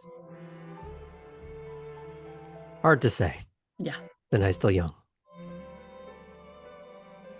Okay. You are once again required to head to Hutchison Island, but to meet with your primogen. The site has become somewhat rote as you have gotten acquainted with driving back and forth over the Talmadge Bridge. Both views coming and going awards you with views of the island itself. And when you're coming back, you can see the lights of the cityscape that is Savannah. The bridge that you constantly cross, giving you perspective and elevation. Something appropriate for a Ventrue to have that repetitive symbolism in their life. But instead of going up to where you expect to be spending more time at the Hilton, or the Westin, my apologies, you head to the smaller but no less impressive in its stylistic brutalism, the Veritas headquarters. How did you dress for this encounter? I think similar to I have been for Veritas, with the more practical Chelsea boots, the like slacks and a button-up. Okay. You show yourself to the front desk as you have become accustomed. The lady behind the counter just holds up a finger, make you wait for just a moment, picks up a phone. He'll see you upstairs in his main office. Thank you. You do go up to the opaque glass. You're able to knock, and you do know that there is a figure sitting at a desk. You presume it is him due to who else would be there. Do you knock or you just walk in? I'll knock. Very sharp. Come in. I'll head in. You're probably more used to seeing him in his stylish yet functional long coat, but it is hanging on a rack against the wall. His sleeves are rolled up as he is working through a myriad of papers on his desk, and you do see he has a few phones sort of fanned out in front of him. He's clearly been organizing between them. Have a seat.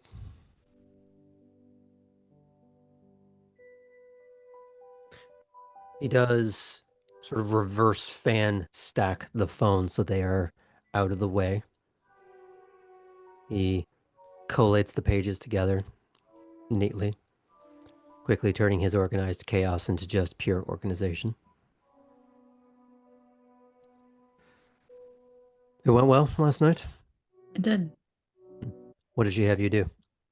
I'd go talk to the brouhaha that hangs around. Looks you over briefly. With your head still attached, I'm assuming positive outcome.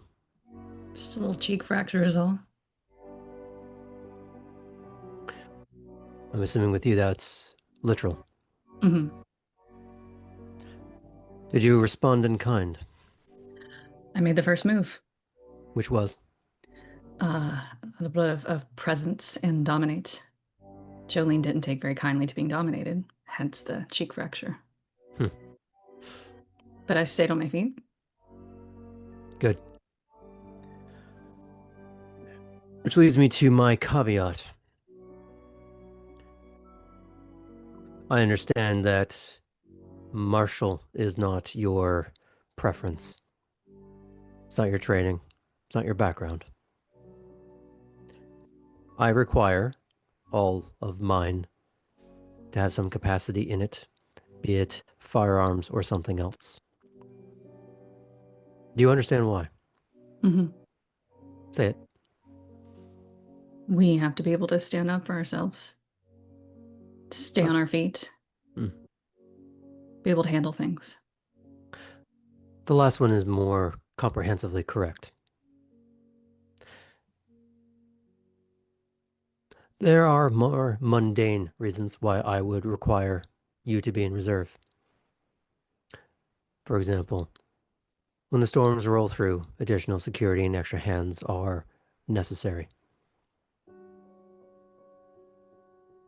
both for the sense of keeping order and for simply another pair of hands to carry a sandbag, to dig a trench, to board up windows, either at this establishment or elsewhere.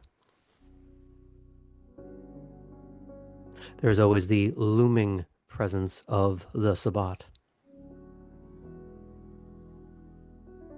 Or some infantile member of another clan who gets it in their thick heads to make a move.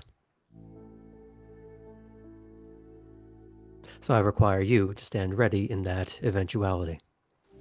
Understood. Any questions? No. I spoke to Rook last night, And and we're meeting with Thatch in the near future.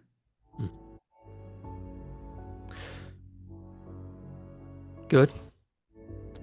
Thatch will be able to show you a few things that would be considered exotic. I'm not going to have you laying out C4 when you're this untrained and undisciplined, but eventually you will learn how to use some of these accoutrements. Perhaps a year from now, a decade from now, you will be required to breach a door. Either for me or for Vesper. It is eventual, inevitable. Conflict is a requirement of what we are, both clan and species.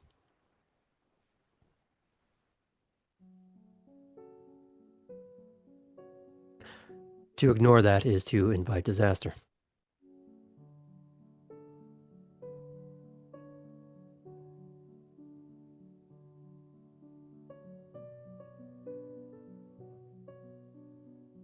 Is there anything you wish to add to that?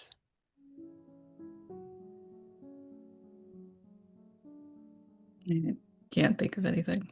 Okay. Is there any other questions that you would ask of him that has nothing to do with the present conversation?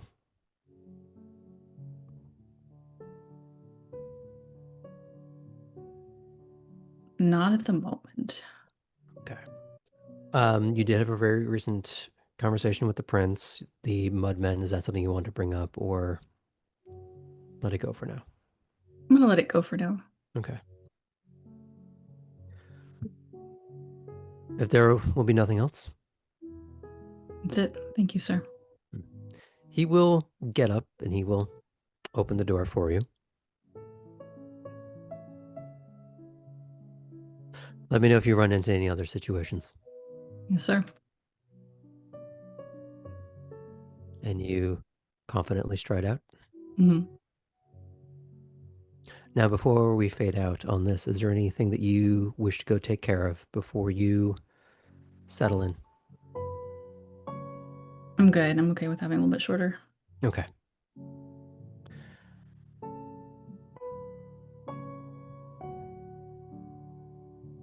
Let's check in with Ellie.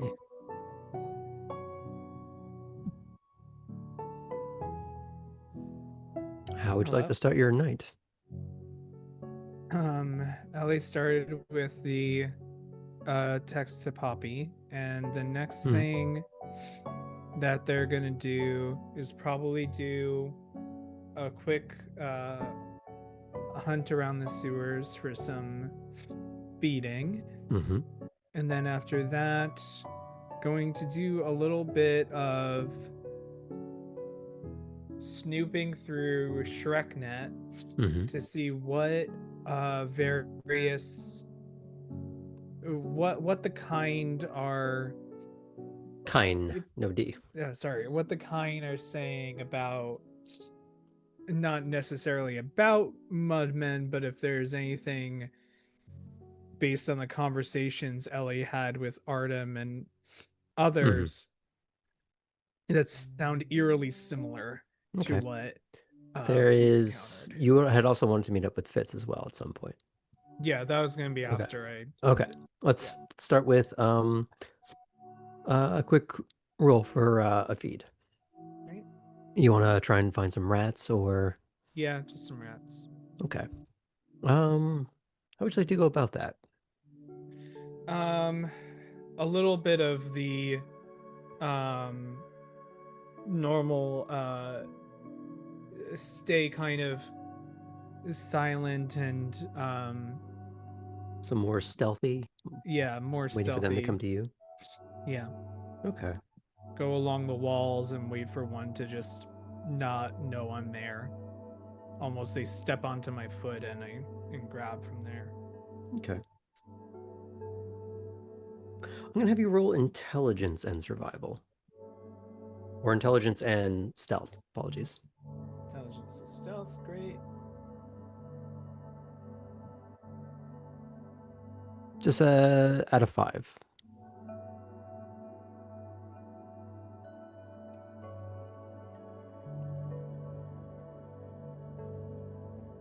Woof. Bunch of stuff got canceled out, so that's 1 success total. Okay. It does take you a little bit longer than you would like, but you are able to find something. You're not able to find a lot. So I'll give you 1 point for that. Okay. If you want to do more, it's going to be at a higher difficulty and it will take up more of your night. No, I'm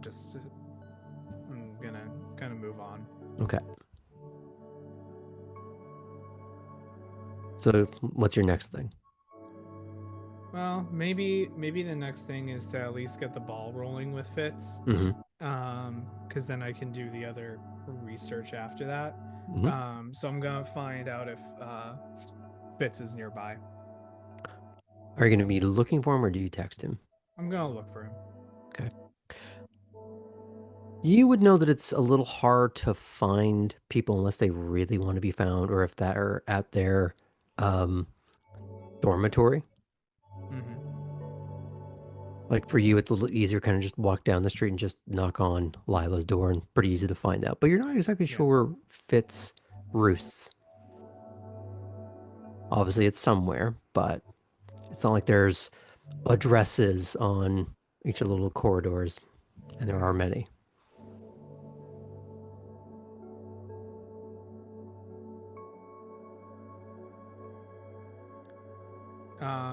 If I look around and don't find him, I'll just go, hey, where? I'll text and go, hey, where are you? And you get back fairly prompt. I'm around. What do you want?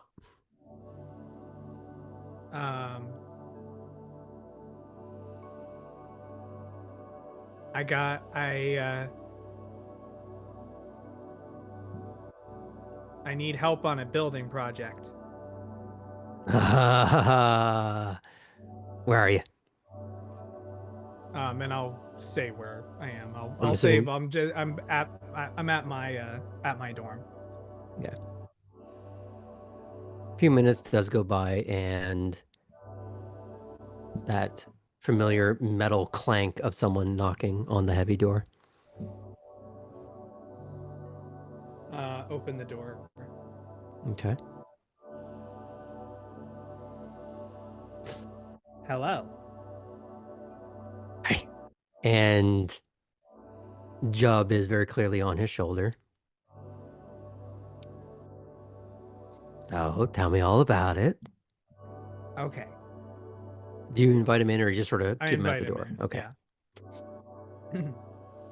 You see Jub not like tearing things apart, but sniffing around and sort of like picking up random things and putting them back down. A couple things get shuffled to one side or the other, but they're not making a big mess, or at least no more of a mess than was already there. Right. You do notice Jub Jub does not fuck around with the ships and the bottles. Good. Very good. So,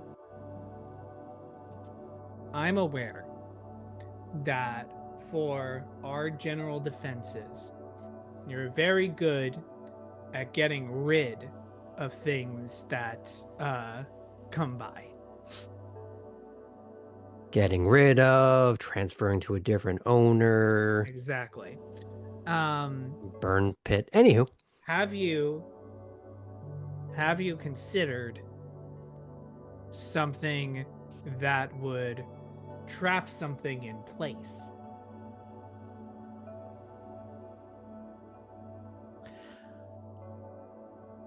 okay, you're gonna have to give me a little more context. What are we talking about?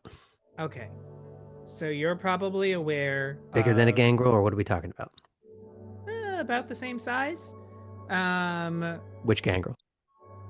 No, Our unit of measurement is not great right now. You're gonna have to give me some better details. Well, about the size of, I guess, about the size of Artem. What did he do? No, Artem didn't do anything this time. Oh, so he's the banana in this. Okay. No, he's just the banana in this thing. Artem for scale. Understood. Got it. Yes, you Go on. always you have to have that. And I was considering, I'm not sure how much you have heard about incursions of these things called the Mudmen. Uh-huh. I was thinking, You want to try and capture one of those things. well, not just capture, but capture and release with a tag. Okay, I like a challenge. Here's the problem. We can't really do that here. If that's what you're thinking of. Well, I was thinking of somewhere not like in the Warrens, but somewhere near where we had seen, like, external to where we had seen there were Okay, incursions before. All right, that might be something that we can work with. Is that we don't keep non-lethal around the Warrens for a lot of reasons. Yeah. I think only some of those you're aware of. I'll tell you when you're older. Okay. I realized that particular. Never mind. No. Finish your thought. I realized that certain joke doesn't really work on certain people in our line of work. It depends who you're talking to. Listen, I had to vaguely explain profiling to Alice because of you. So don't give me that. That's great. So Corrupting young minds left and right. we have to find some way. The reason I was thinking of that is because I feel like we have more of a, let's say,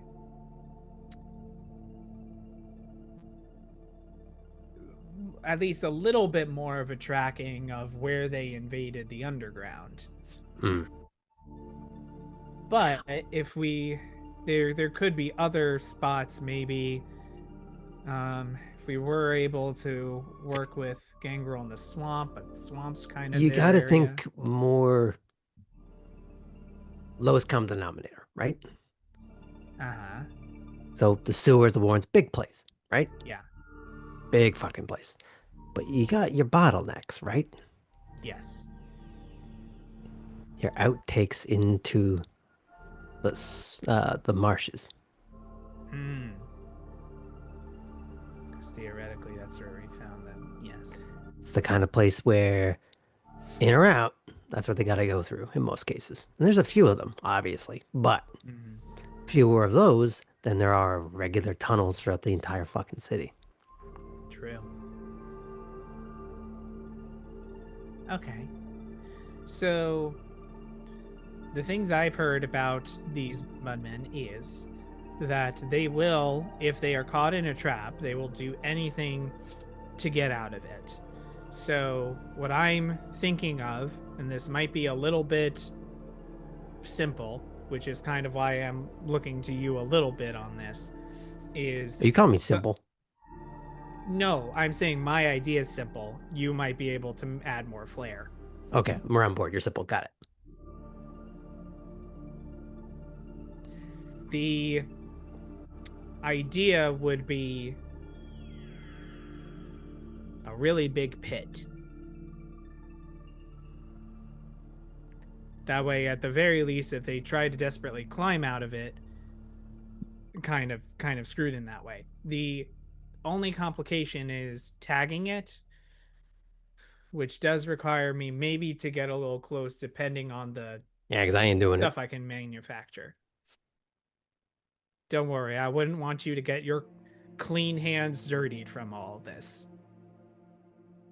Yeah. So here's the question. You got a tag or something, right? Whatever it is. We'll figure that out later. Where are you going to put it? Well, somewhere on their body. Oh, where are we going to put it after we capture it? Where does the tracker go in them? Because they ain't wearing Probably. pants. So you're going Oh, to have to find a different pocket. Oh, I was going to use the type of chips you put onto animals, or I was going to inject something. You see into JoJo it. kind of stand up straight for just a second, like trying to puff his chest out a little bit. Don't worry about it. Don't worry about it. Shh. I was Let the gonna fucker inject cook. them. I'm gonna inject them with a tag Okay, not that I bad. can then track. It is a bit of a gamble, but I don't know, something to try. Mm-hmm. So here's the thing you gotta keep in mind. Yes. If it's causing them too much pain and discomfort, they might just clot the fuck out and then die in the process of clawing it out. So I need something with anesthetic, but I'm not sure anesthetic works on a thing made of mud. You know, that's just a name, right? It's not what they're actually made out of. What are they made out of? Um, Because the last we looked at it, it was a melted goop. well, okay. Here's where it gets all into the conspiracy theory bullshit behind this. What happens to us when we're old enough and we die? We're not leaving behind something pretty. Hmm. At best, goo. The really old ones, dust and ash. So the conspiracy theories we're working with are amalgamated dead kindred. Well, I'm sure you heard the whole thing where it behaves a little like us, but not quite. Mm-hmm. Well, there's other things that are kind of related to us, but aren't us.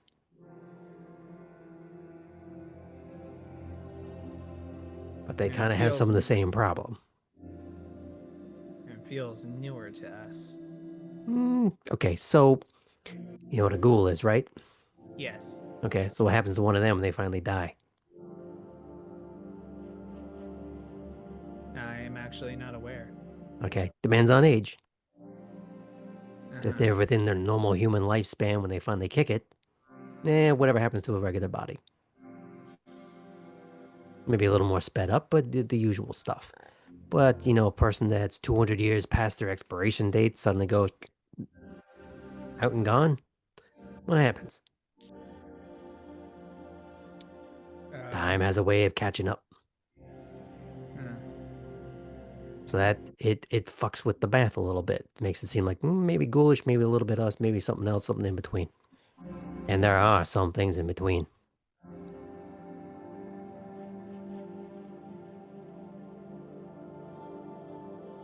Creepy. Yeah. It's great. Yeah, I suppose I should talk to someone else who is really creepy all the time. Do you have any idea how little that narrows it down in this city? I know, I automatically thought of 2 more people as the moment I said it. I could think of at least 5, and I'm one of them. Well, yeah, I already asked you. Uh-huh. Hmm. So who the fuck were you thinking of? Well, first one was, well, apparently in here who should not be named. Um, You. It's weird because his eyes roll in a way that feels like they're independent of the rest of the body. yeah. And the other is Orson. Hmm. Our very own in-house biologist.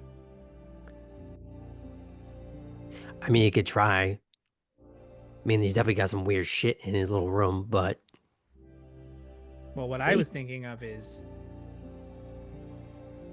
bait. you think you're gonna get him to give you one of his pets for bait? I guess not. Yeah. I admire the endeavor, but I ain't asking him that. I suppose we'll need to find something else to be bait, and as a joke, Yeah, Ellie Jub starts just looking. You see Jub actually walk on his 2 hind legs in your direction, like it fully heard and understood what was said. I suppose we'll keep looking. You see Fitz reach over like he's gonna tell Jub to either continue or to stop. And he goes, I'm gonna let Zayas play that out. And you see Jub get to you, grab at your shins, the fabric, the knee, the thigh as it starts crawling up until it gets eye to eye. I would never, Jub.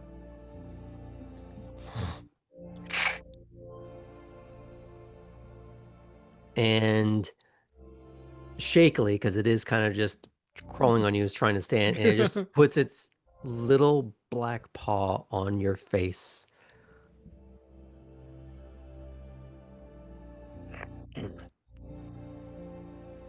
Snaps its teeth and then hops down and scurries away. But it can't really scurry anywhere because the door is closed. Yeah, because there's not many. It's places. like it's trying to like just make an exit, and then it gets to the door. And you don't know if an animal can swear, but if it could, Yeah.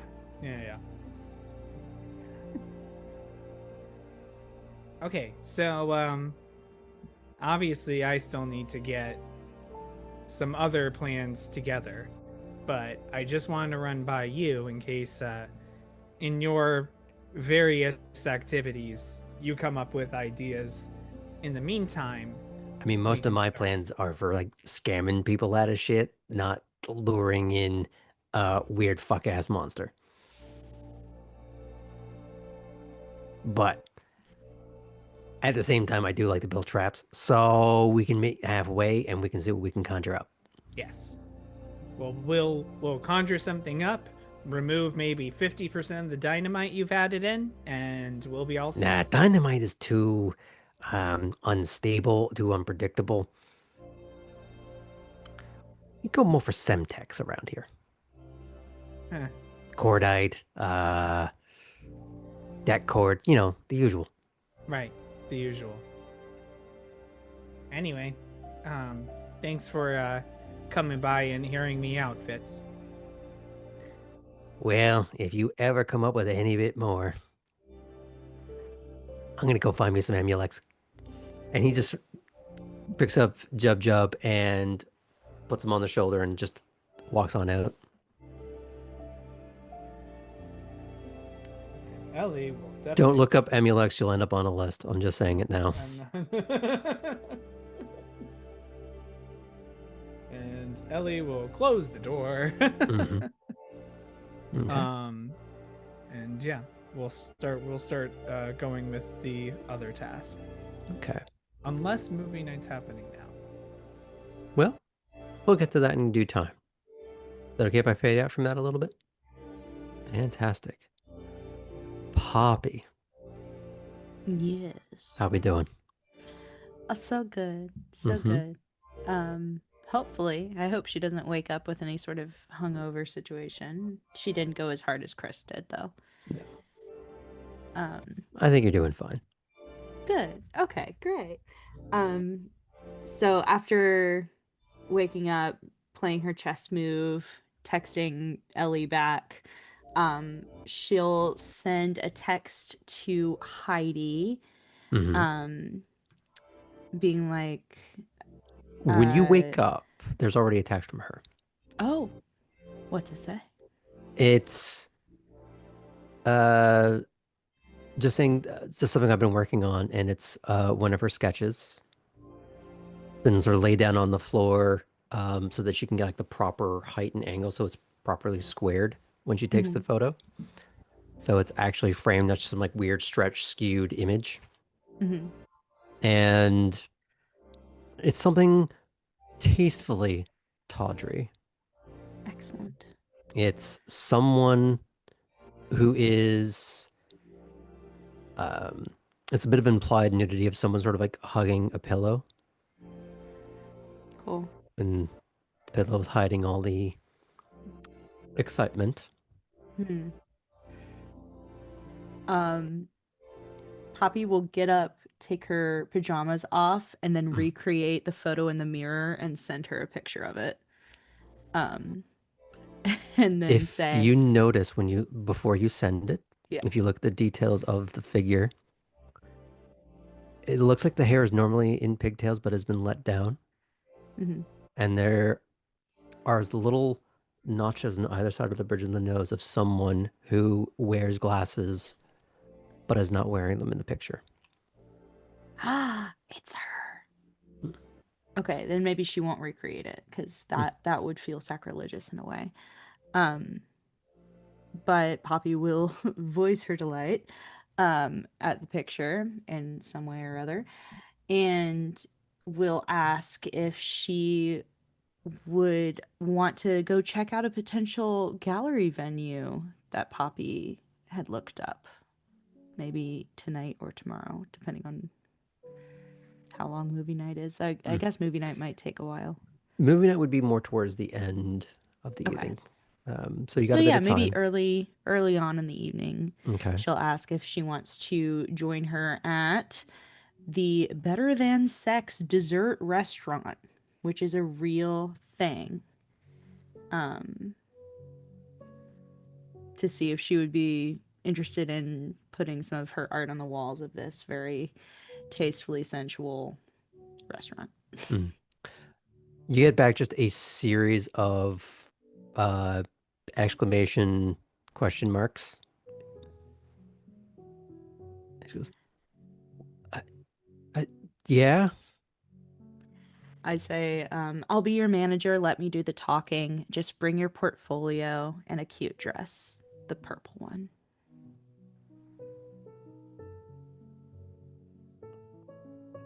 Ooh.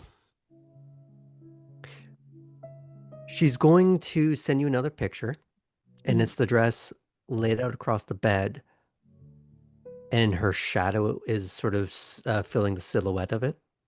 You mean this one? Yes. It's perfect. And there's a series of dot dot dot dot dot dot dot dot dot. Like she just was very brave for a moment, and then she just lost all capacity to be. So he goes, but finally, what will you be wearing?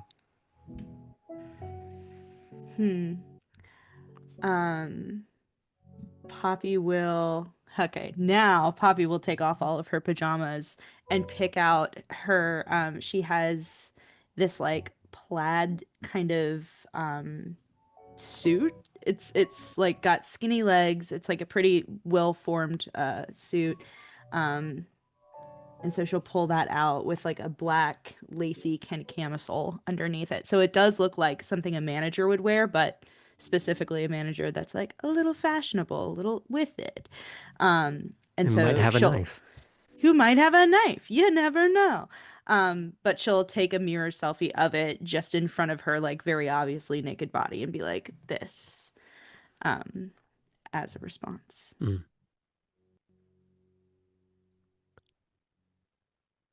If you could hear over text the okay. Okay.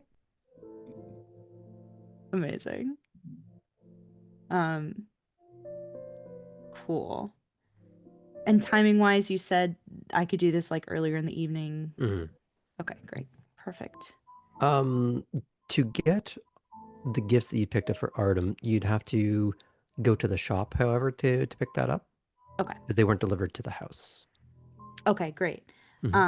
So could I do that either on the way or coming from the date/business meeting? Yeah, that works. Great. It's however you want to do it. Great. And then same thing with the watercolor for Clarice. Is that also been delivered Yeah. to a shop? Okay, It's great. been the thing that's been pressed upon you is that he prefers not to have things sent directly to the house. Great. That makes sense. So cool. That will be her plan. And then she'll get dressed in the suit and get ready, put her hair up like kind of in a bit of a like faux hawk thing with like some clips on the side. And she'll do some like black lipstick. She'll make it look cool. I promise. So she's trying to look just a little like business threatening. Business threatening is the way to go. Yeah, she wants like it's like manager underscore dominatrix. Like it's layered in that way of like, you will hire my client and you'll thank me when you do, like that kind of thing. Somewhere. You don't know where or how or why. Avalash is amused. Doesn't know why. But she is. Haven't met her yet. Maybe I'll get lessons.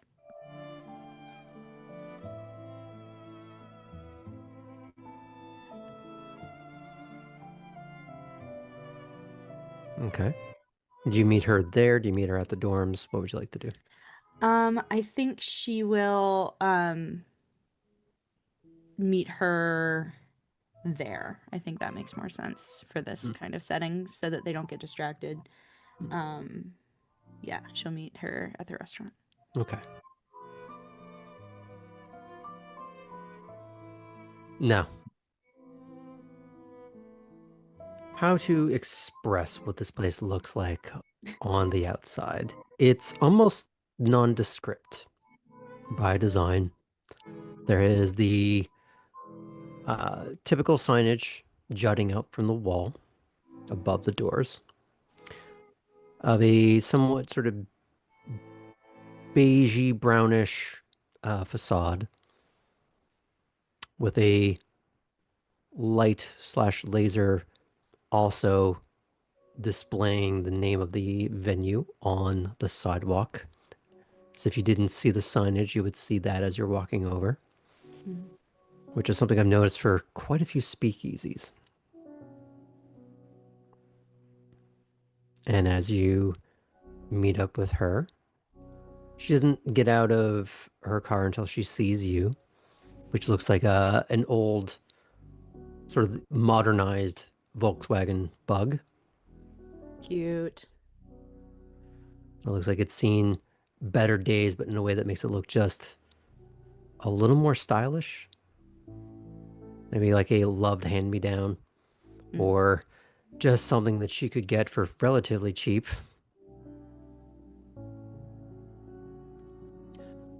And she is wearing the cute, flirtier dress that you asked for. And she does have more of a... How do I put this? A little bit more of that blush across the nose. And she keeps trying to adjust her glasses as an excuse to hide it. Yeah. I think Kate, it will, if she's fiddling with her glasses, or not Kate, Poppy. My gosh, I was reading that I'm I was dressed gonna like say Kate. It's not it's Kate. Kate with more color.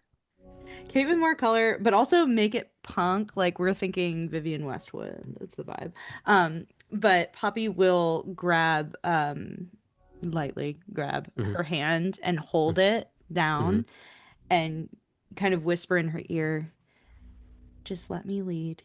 You're going to be amazing. Just be yourself. And we'll lead her into the restaurant. Mm-hmm. On the walls,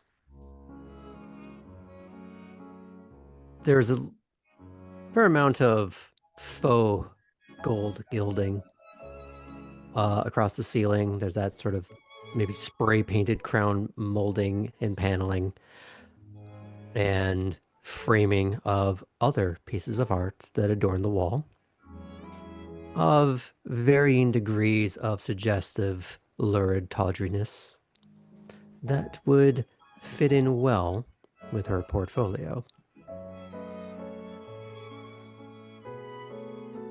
And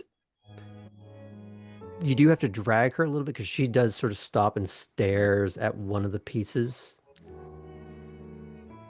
Not in shock, but like, oh, Yeah. okay. See? And like she's trying to figure out what to do with her other hand because she's holding the portfolio in one, you're holding the other, and she's just like, there's that instinctive urge to play at one of the braids, but she can't. Good. Okay. Very out of her element, but not in a way that's unpleasant. Got it. I will get us a table if that's possible. You'd have to get seen by one of the hosts, and they'll show you to a seat. Great. They'll walk you through the specials and ask you if you can get a drink. Oop. Uh-oh. We're okay. We're good? Okay. Yeah, I will order. I'll just get a drink, probably. I'll get one of their, like a wine of some sort. Red, obviously. She is looking at the menu, and you see like the face reddening at some of the names because they're all very, very lurid. Yeah. And I think the berry bondage sounds really good. What do you think, Heidi? She's trying to hide behind the menu just a little bit. But you can see just over the reddened ear tips. Yeah. White chocolate ganache just sounds good. Yes, we'll get a berry bondage. And do you want a drink?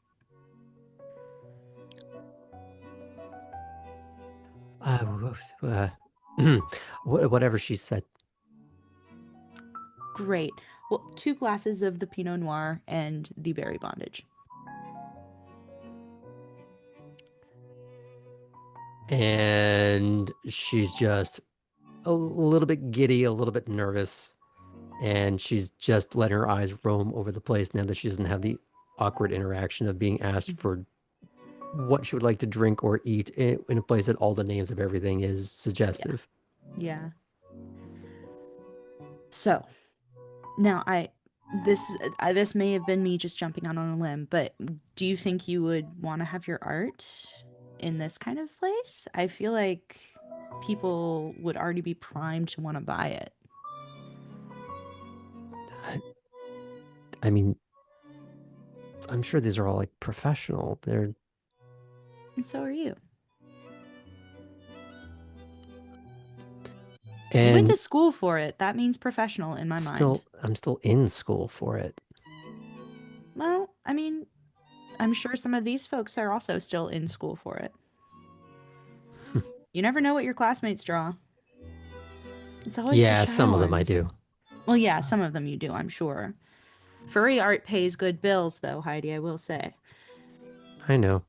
Yeah. And she kind of just stares off in the middle distance.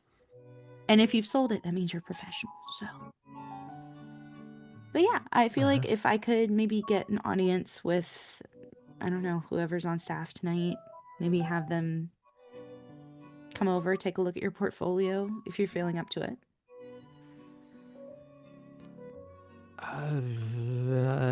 Maybe, I don't know. Why don't we try? Let's experiment with it.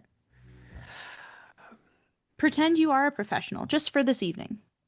Pretend that you've done this for at least 7 years. Yeah? Okay. You can do that. Sure. I'll look in her portfolio and maybe pick out some of the pieces that I think are on theme but varied enough to show her range. Like the style and the medium, I guess. And I'll just kind of set those aside. Mm-hmm. But my intention is to have us have a glass of wine, let her have some dessert first before I do a business thing of trying to like get someone to come and look at stuff. Now, I'm assuming your way of doing that is when you're talking to the waiter, it's, oh, by the way, would it be possible to speak to management, that kind of thing? Mm-hmm. Yes, that's the... And like, oh, I'm sorry, is there a problem? Or Oh, no, not at all. I was admiring some of your work the other night on the artwork on the walls, and this artist here is I'm quite close to and would I think make this an even more shiny beacon of beautiful art. oh, one of our managers is in if you'd like to speak to them about that. I would love that if it's not too much trouble. No, this actually happens more often than you might think. I'm sure. I'm sure it does. If you just wait a moment here. Of course, thanks. He scuttles off to go and do that, presumably moving a few plates in the meantime from your table or a different one.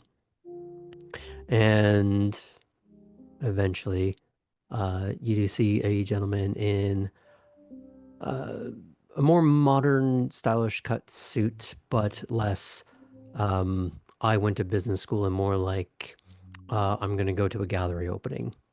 Cool. More of a like azure blue. Fun.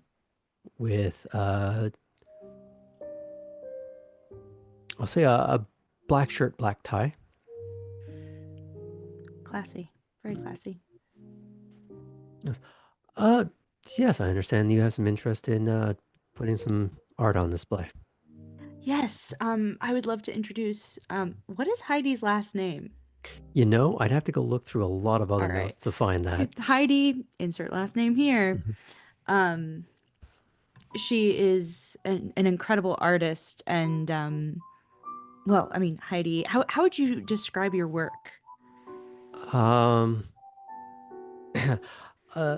Like a modern Bruce Timm from the female perspective. I love that. Oh, okay. Would it be all right if we took a look at some of these? Absolutely. And Poppy will show the few that she The kind of pulled out. pre-selected. Yes. Okay.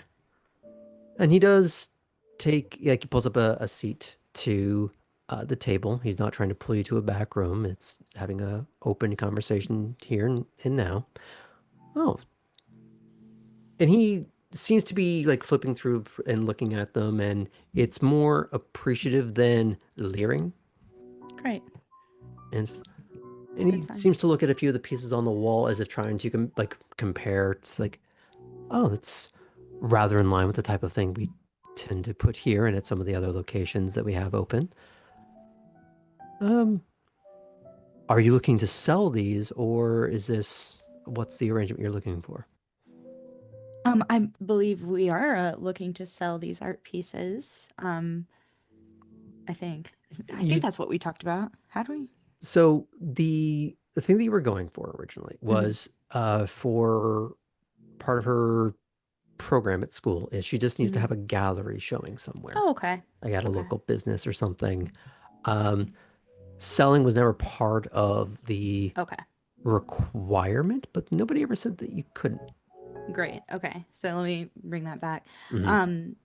Well, mostly I think we were looking for Heidi's work to be displayed in a gallery setting, to maybe garner some interest in her career as an artist. Though, I mean, I Heidi, see. how do you feel about potentially selling some of your work? I mean, I would want some of this on my wall. And she looks at you like she's about to say something saucy, but then realizes that she's in public and there's a witness. And uh, Mm-hmm. mm, I'd be willing to part with some of them for the right price. But and she does seem to be trying to find her voice. Ideally, what I'd really like to do is like a small showing, A like small having showing. an evening where she does start to falter a little bit. An evening that we craft to kind of show off her artistic capabilities and her thematic work here. And I think this would be the perfect venue for it if you're willing to have it be focused solely on her, maybe for an evening or so. Hmm. We could invite people, we could treat it as a bit of a gallery. Um, what do you think about that? Are you asking her or him? Oh, him. Okay. Well, it's not something we get to do as often as I would like. It's something that's we are well set up for. So it's something we could discuss and figure out an appropriate time, Incredible. and perhaps one of our off nights. People would Yeah. have to be, however, compensated in some way, but perhaps we can figure out an arrangement. Amazing. Poppy will slide her card across and be like, feel free to reach out to me, or if you would like to reach out to Heidi personally, also. And she kind of looks at you like, mm-mm, mm-mm, And then Poppy flips over her card and mm. has Heidi's thing written on the other side of the card for It's email. more she's trying to get you not to like Oh, contact her. Like she's just like, oh, like that. She just oh, hit like her social oh limit. Like, no. oh no. Okay, so we'll take it back. Just Mm, Poppy's info. Feel mm. free to reach out to me. I'm I'm assuming this is your card from the jewelry store then. yes, yes. Okay. Hold that. Oh, I know this place. Do you? We got one or two pieces here to embellish the scenery. Oh, incredible. I've only recently started working there as I've just moved, but I would love to peek around. What do you have? Well, that's between me and whoever pays to come see it. I like the way you think, a businessman. Well, if there's nothing else, I'll leave you to the rest of your evening. Thank you so, so much. We'll talk soon, I hope. Looking forward to it. Okay. And as he gets up to walk away, you realize that she lets out a breath that she doesn't realize she's been holding for the last 5 minutes. Mm-hmm. And she gets up and scoots around just so she can share the bench side of the table with you for a second. What the fuck? Was that okay? Yeah. What? And she just holds up like the like leatherette sort of portfolio thing that she's Mm-hmm. and she just like bites onto it like the edge, just That's the trying fun. to like no, but it's like in a giddy grin kind Oh, of okay. way. Okay. Like she needs somewhere for that excitement to go. Like, you could almost hear it. Yeah, yeah. It's that sort of sound that maybe only gangrels can hear. But Amazing. um, okay, yeah, you're gonna help me figure out which ones I'm gonna Oh, yeah. bring. Absolutely. Absolutely. And we can look around at the other art, and if you're inspired to add something to this collection, you might get inspired. She looks around and she stops and goes, She flips to the end of that leatherette portfolio, and it's a redone and finished version of the sketch she took of you when you first went to her dorm room. Heidi, this is amazing. Think that would work?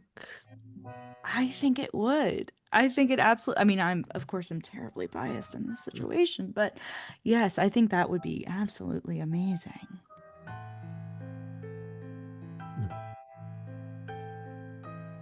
Okay. I'm proud of you. And she really has no idea where to put that particular bit of information. She's just a little blue screeny from there's a bit of an overwhelm going on. Yeah. Poppy will pick up some of the cake and like feed it to her. Eat some food. You'll feel better. And there's a moment where there's just a little something left on the lip. Oh yeah, Poppy will lick it off. Oh yeah. Let's be real. What are you doing the rest of the night? Oh, I have a movie night with some friends. It's really silly. But that's not until later if you wanted to go to another venue. Yes. Okay. Sounds good. Amazing. I assume we can fade out from that. Sure. Okay. Oh. My camera went away. Okay. Oh no. I'm back. Everything good? Yes. Okay. Let's check in, I think, with Cora first.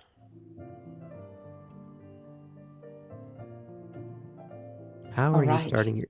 You actually did make it home. You don't have to worry about your backup plans. You are safely in your... It sounds derogatory to say cot, but it is yours, and that's its own win in its own way. Yes, and my nice sheets.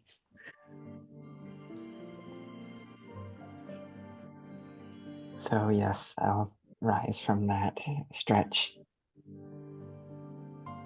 And I'm going to send a couple of messages. Okay. The first one is going to be to Heinrich. And going to say, really fun night last night with some friends. And went out dancing. I saw you there, and Dita. This was great, very comfortable.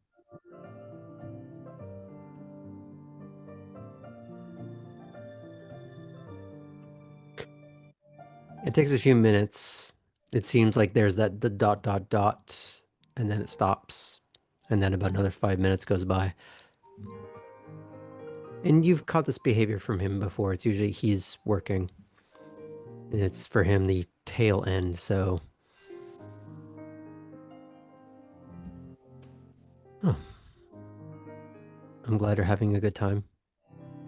And that you're settling in. How's the coffee? About to put some on now. It was so nice. She thinks about how the last time that she got some going, how it transported her to the night market. Do you write any of that back to him, or are you just gonna keep that private for now?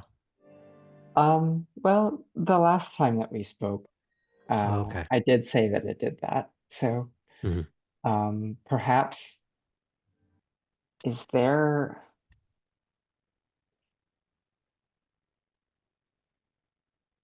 one of those random little like celebration emojis? I'm sure is gonna look night markety. I'll probably just kind of do that to acknowledge. I imagine you almost have to create a tapestry of emojis to create something remotely accurate. Right, like a little sparkle lights or like a tent and a little Mhm. coffee. And maybe something that conveys warmth. Hmm.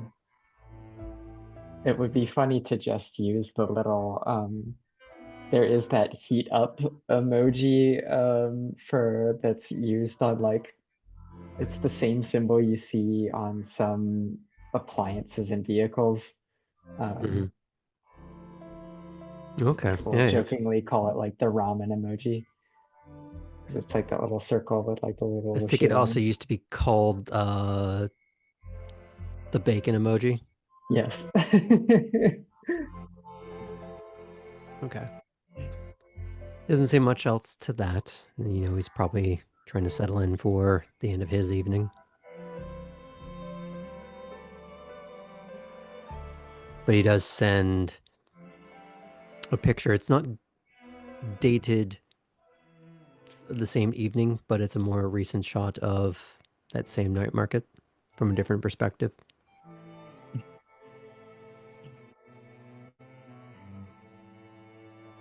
But he doesn't send anything further from that. I'll just heart it then. Mm-hmm. Any other text you want to send?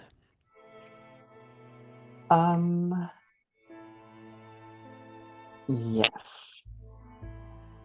I would like to do follow through with Grace's suggestion for me to start to try to get together with Nina. Mm-hmm. So I will message her now that I have her number, and say, Nina, it's Cora. Grace, who gave me this, it said that I should start learning a bit from you.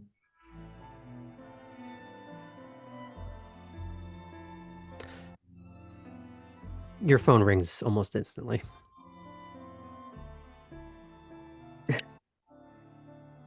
Where are you That going to be same number. tonight? Oh, And you can hear in the background the playing of a lighter. That metallic flick clack, flick clack. It almost sounds impatient. well, I'm headed to the big house at some point, but other than that, I was just going Good, to be stay home. there. Maybe I'll call you. Click. Intense as ever. All right. Well. Oh,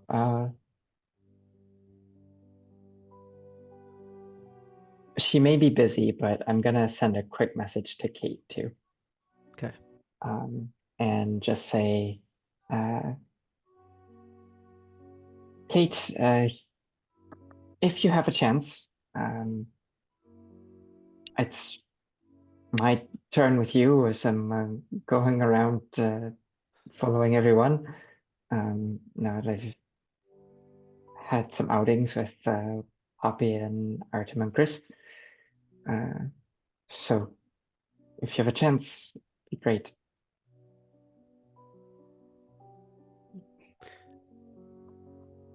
Maybe I'll check in with that another time. Indeed. And then I will go ahead and get myself dressed. As I quiz myself in the fog of the mirror as I did the day before or night before. I'll go ahead and write a little number 5 on the Steam, and go, okay, hospitality, that's step 1.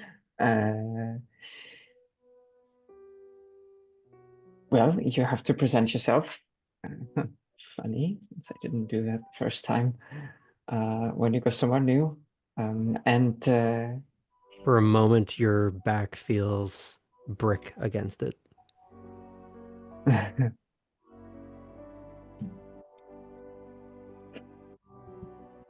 rather than reacting as if she's in that moment again, I think she's going to say, "Hi, Jurgen. We know each other now."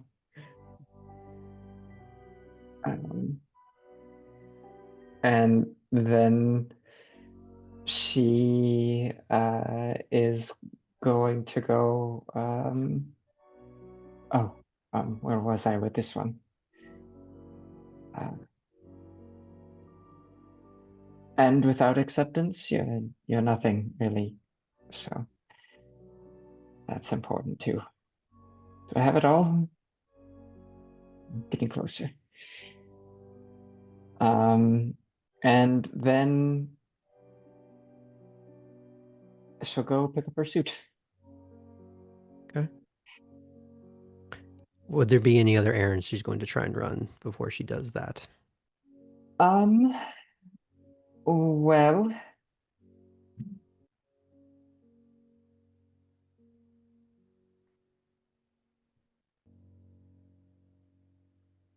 she has the intention to get some gas. Mm-hmm. And she's very tempted to go and visit the diner again, but that might be an end of the night thing. Mm-hmm. Just whatever the mood strikes her, or if from a meta perspective it makes more sense to go there right now. I'd say for a timing perspective, it would make more sense to go now. Okay. Then I will go ahead and take care of the petrol first. Mm-hmm. Then the suit, then the diner. Suit, I think you'd have to go further away for. That would be Okay. better served by getting it on the way to Wormslow. All right, then we'll flip those and reverse them. Okay. Pick it up, flip it, and reverse it. I Rachel's. knew that would get Helena. So, park up at the diner. You do see the odd green and orange neons. You park, you go in. What do you do? Right. Well, stepping into the diner, I will take a quick look around and see who's present currently. You do see one or two people, one sitting at the countertop and a couple people filling some booths. You do see a gentleman working behind the counter to make some coffee, clean up some plates, that kind of thing. And you do see a young woman in with darker, slightly messier hair, waiting tables. And there's a few open booths if you want to take a seat. Are there any of the little like round bar chairs to sit at the counter? Oh yeah, plenty. Okay. I think I'll sit at the counter this time if I don't see driver 616. Mm-hmm. You don't see him at the moment. And the guy behind the counter is like, "Hey, can I start you off with a cup of coffee?" Or I think that'd be perfect. great. And the whole thing is very rote, very economy of motion because he does this day in, day out. Cora, to herself, is enjoying the fact that she's going to be able to buy this cup of coffee and not worry so much. She doesn't have a lot of money now. She has a lot more than she just did a night ago.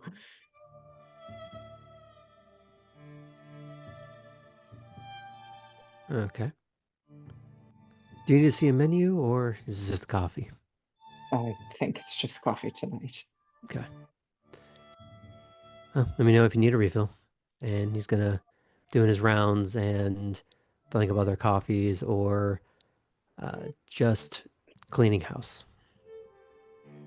She's gonna turn and look towards the window as she smells this coffee, and there's almost like a anticipation, a pre-expectation that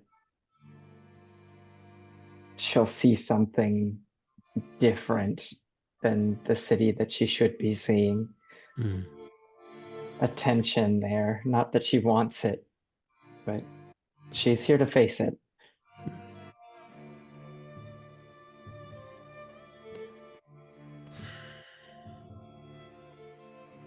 Maybe it's because you expect it, or because there's nothing truly inciting of it this time around. All you see is what should be there. No dramatic, memory-laden overlays, no kaleidoscope of possibilities. You simply see a hint of the lights and your own reflection slightly obfuscating the parking lot. But in that way that is that high contrast of you can see part of your reflection and then the rest of it passes through to show you the parking lot.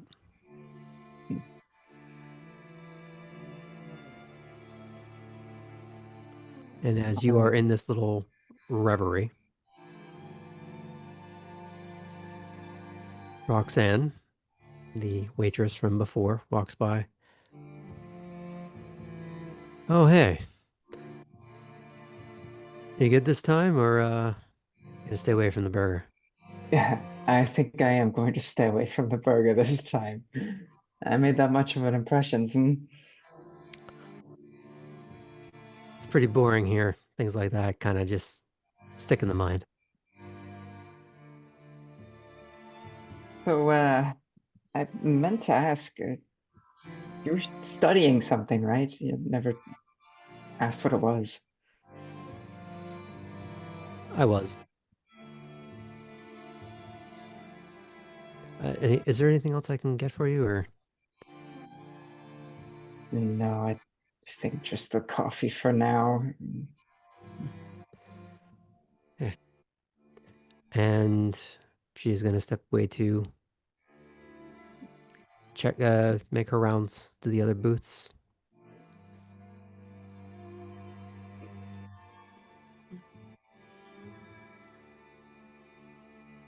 I'll just smell coffee then. Mm-hmm.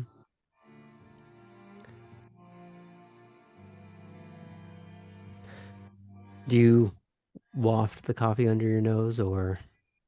Mm-hmm. Yeah. It doesn't have the same richer notes. It's definitely a lot more bitter and acidic smelling, but the slight rustle and the wash of running neon lights for a moment. The reflection, the specular highlight in the surface of the coffee is not of the restaurant, but the twinkling lights reflected back from the night market. But like that, gone the moment you realize.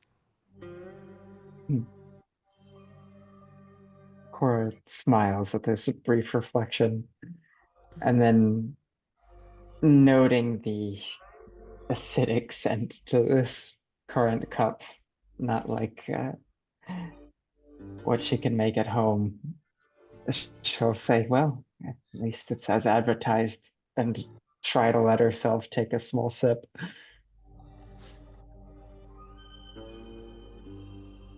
I'd say with the merit you have, it doesn't taste amazing. It certainly does not. For one thing, even if you had your full range of taste, it would taste like crappy diner coffee. Just a little too burnt, a little too acrid. But what do you want for nickel coffee? Well, what I want is for the driver to be here and see that I'm holding it in this time.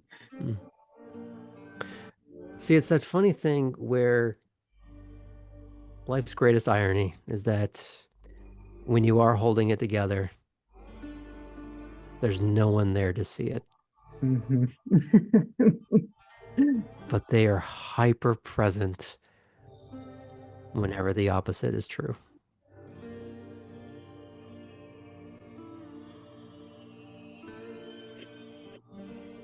So you hang out here for a little while and just people watch, and or do you make this a Yes, shorter visit? Okay. yes, I suppose so. It may not taste very good at all. Matches what it smells like, but there is something familiar and comforting about the warmth.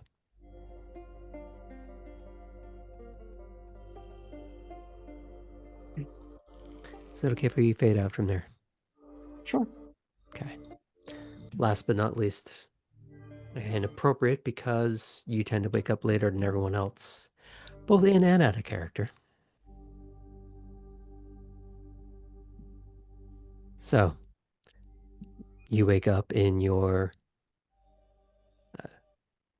decently renovated, very small guest house. What's your first thought? Any text that you need to send? Anything you want to check on? I think just check the phone, see if there's been any progress on the railing spokes. I'm guessing not at this point. You get back a progress where it's just 85% done. Okay. Maybe sometime before the end of this year, Graham. Mm-hmm.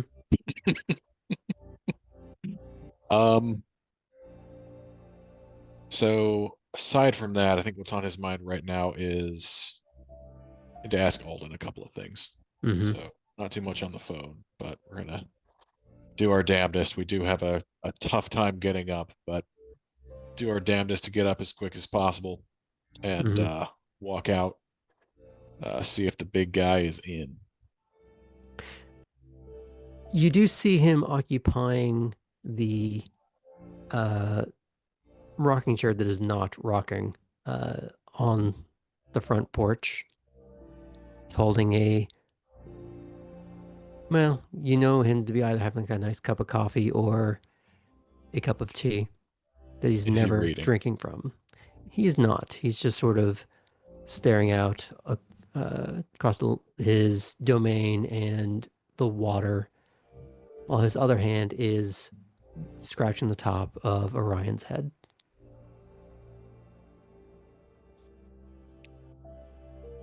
Got a few minutes before you take off, boss. What's up? Two things. First, Havel's great. I'm gonna keep going to her. Who would you recommend I talk to if I want to learn to fight like a gangrel?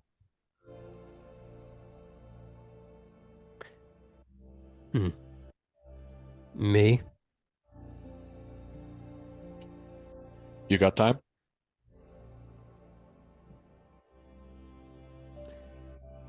He's going to hand you the cup. He's going to scratch the top of Orion's head. Gonna lock eyes with the animal for just a moment. There's that whine as the animal gets up, and it sort of almost headbutts the door open. And you can hear it clomping up the stairs. The nails, while not jagged and wild, you can almost hear you're needing to refinish those steps. And you hear a little bit of sort of scream then giggle, and then sound of someone relaxing of when the dog jumps in the bed and probably weighs more than the bed. Also been wondering how to do that. Time and practice. He's going to shrug out of his suit jacket. He's going to disconnect the pocket watch that is connected to his vest. Lay both down on the rocking chair. He's going to neatly fold up his sleeves. He's going to lead you away from the front of the house to where there's a little bit more cover with some of the trees in the shade, or rather the shadows cast by them,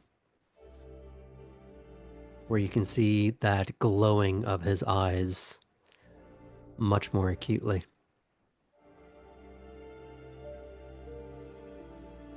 So what do you know?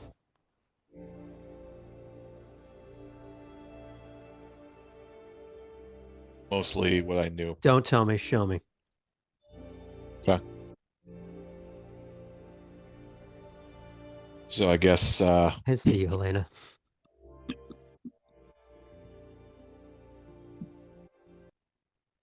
we'll go claws out and we'll start showing them.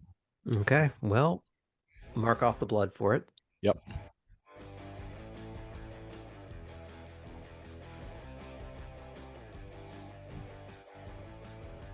Thank you, Sam.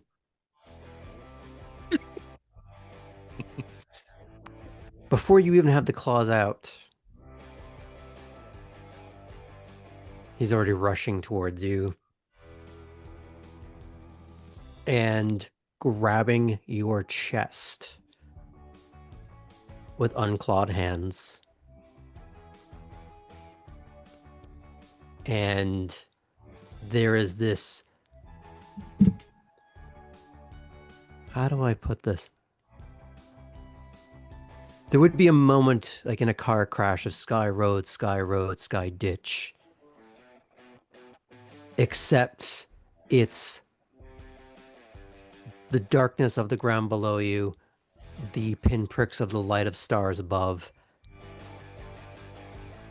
and then instantly everything goes black as you are face down on the ground. As you had felt your feet lift from the ground as one leg had swept under you,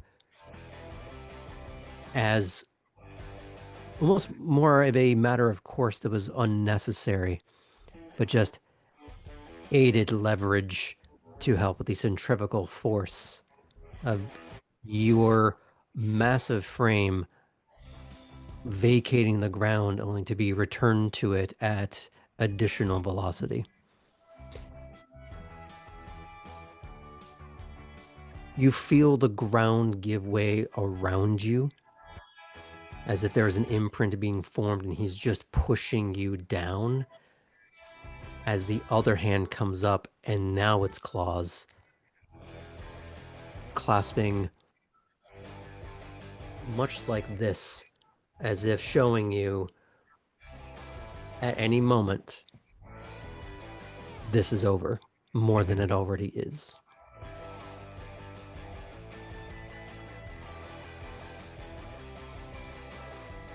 So I'm going to let you try a move now that you're here. Sure. Now that the cutscene awesomeness is over, let's actually give you an honest chance. Sure. So we will basically we're going to try to knock the clawed hand out of the way, and using the fact that he's holding me, basically try to go in for my own not full strike, but like, you know, I can get there too, I guess, is the Okay. so I'm guessing brawl and dex. So what are you trying to, like, what's the move here that you're trying to effectuate? We're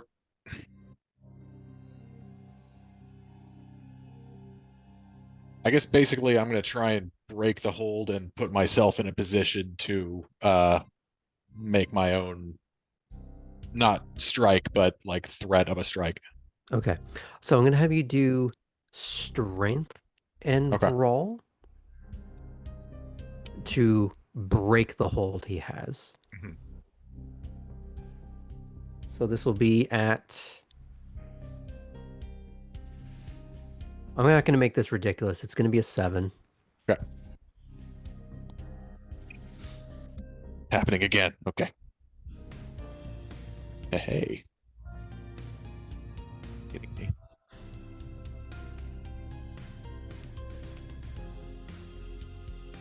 Okay.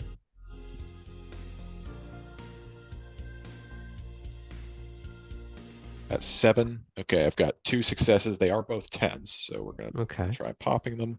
You have no ones that are... No ones. Okay. 2 successes. 2 total? Okay. Yep. So I'll let you break the hold, or at least redirect his grip downward, or rather off to the side and down. Yeah. And you're trying to sort of shimmy shake off of the slight indentation in the ground he's made with you. That's the idea, yes. Okay. So you're able to get to your feet. Now, normally I would only do 1 move per round, but I'm going to give you a moment to try to do something else. Yeah. I just had a whole cutscene on me, man. You want to pick a fight with Alden, so... Trying to learn. Mm-hmm. And what did you learn so far? He wins. There you go. But I already knew that. Okay, so break, hold, kind of get out, and then bring my claws in kind of from the side. Mm-hmm. Okay, so that'll be Dex and Brawl. Dex and brawl. Do you have any celerity to add to that or no? I do not. Okay, I'm a fortitude lad. gotcha. Is this also at 7? No, this will be at 6. Okay.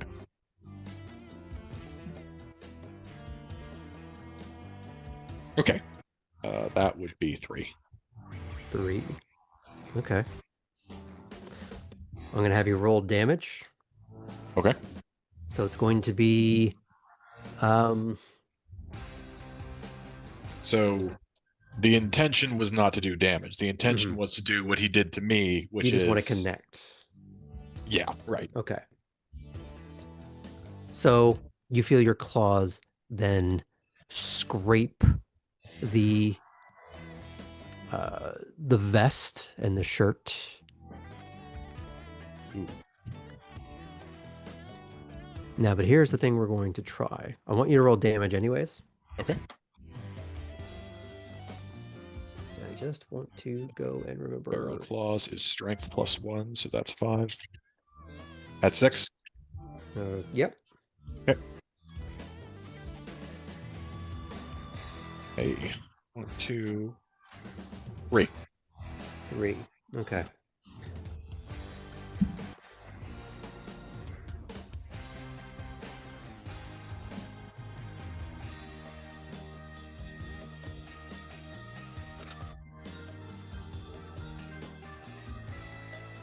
I don't know if you can see it on there. Yes. Okay. 7 successes?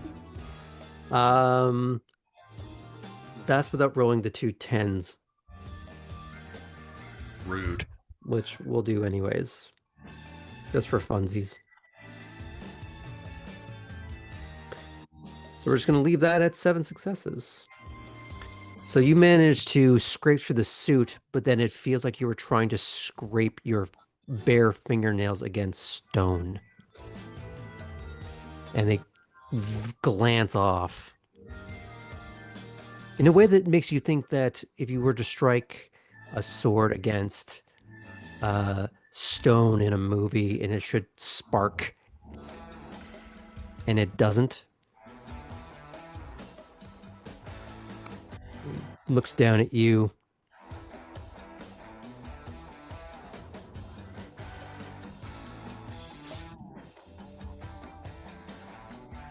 Right. What else you got?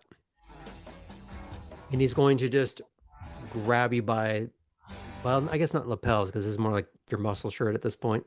Mhm. He just sort of lifts you up by the feet. Well, at least you didn't lose your shit when hitting the ground. He's going to back up. He's going to make himself a wide target. All right, come on. Okay. Yeah, he's telling you to go for it again. All right, go for it again. Mhm. This will be an opposed roll, though. Okay. Is this dexterity or is this strength? You're going for an attack, or what are you Yep. doing?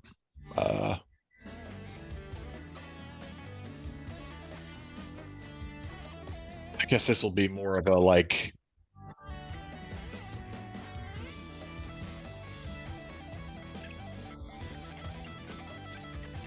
Maybe we'll try what we did with the Mudman and try and go for the arm. Okay.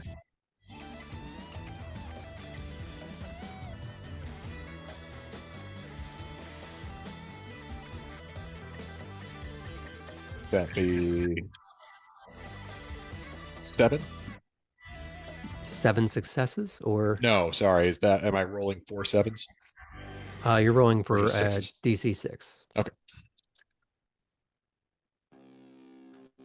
Hey. Got 4.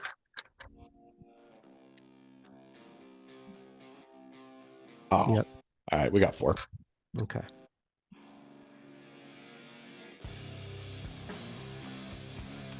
He also got 4. Hey. Mhm. So this would be a case of, as you're trying to go and strike at him, is he's leading you through the trees, his land, place he knows intimately well. He sidesteps and lures you in, and your claws strike the boughs of a tree.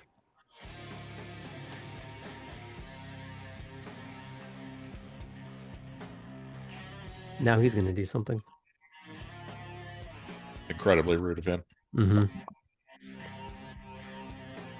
As your claws swipe at the tree, they don't get stuck in it. You didn't botch. You rolled pretty well. But as they scrape off of it, there's a moment where their trajectory is stopped by connecting with his forearm. And you feel that familiar grip in the shirt as you're shunted back against that same tree. What are we learning?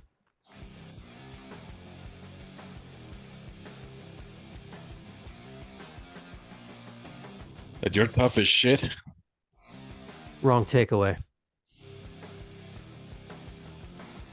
Look around you. What are you not seeing? He's gonna look around. I'm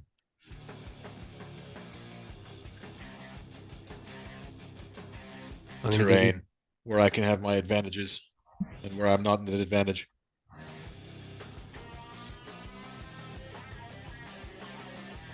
They gonna let you take a swing at me here without knowing where I am every single blade of grass?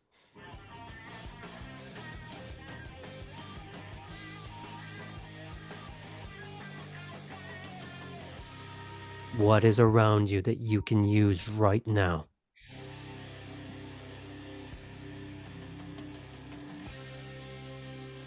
And he's going to launch you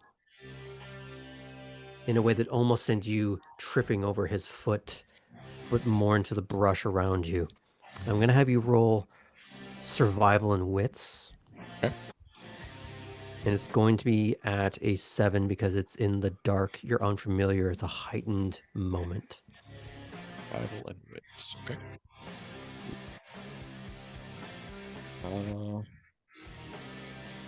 Success. 1 success. 1 success.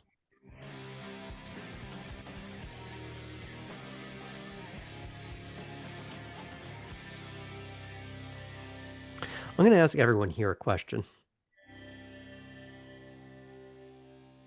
What are trees made of?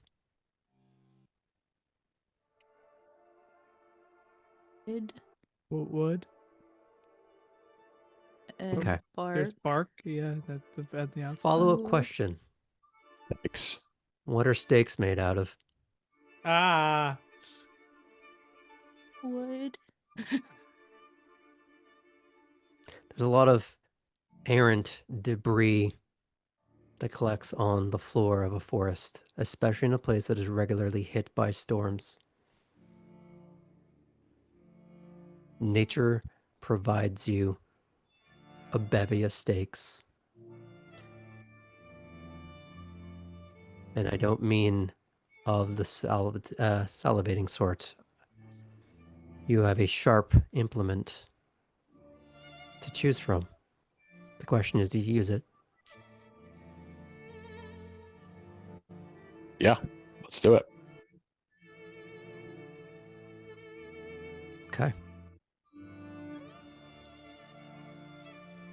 Now, there are specific rules for staking. Let's go and find that, shall we? If I could just find where my combat pages begin, because it's been a while.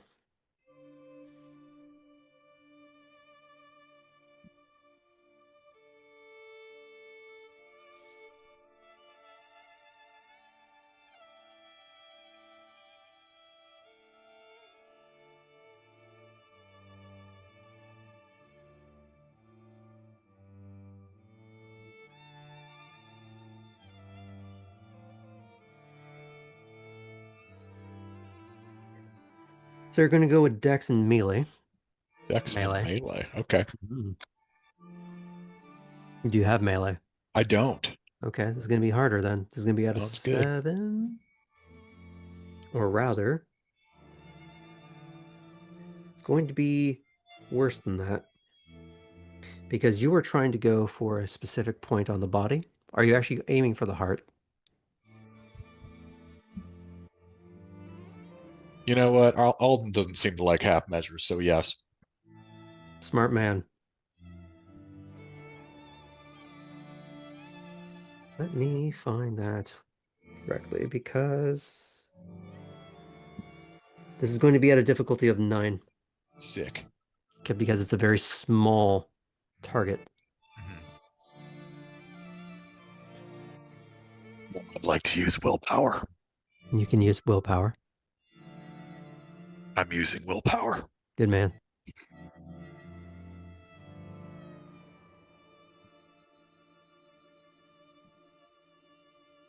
Okay.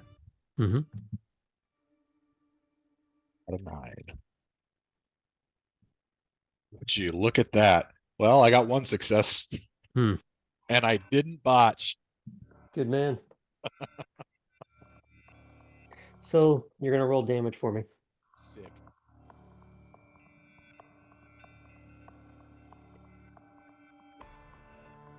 So it would be. I'd like to use willpower. I don't believe you can use willpower for Oh, damage. really? Okay, interesting. Okay, good enough.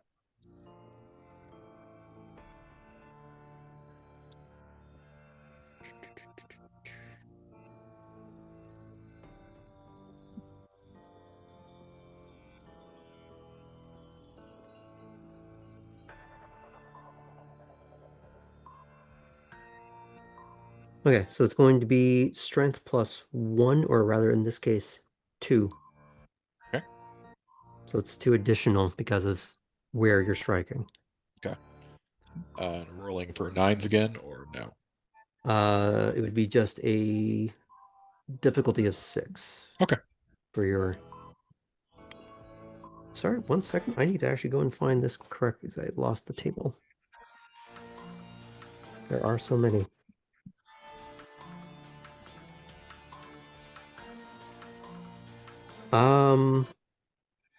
So yeah, it's just strength dice and then plus 2 more.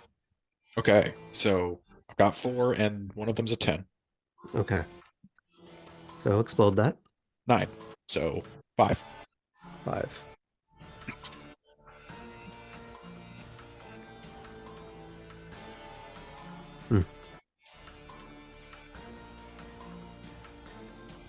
So the neat thing about an Elder Gangrel and Ventru,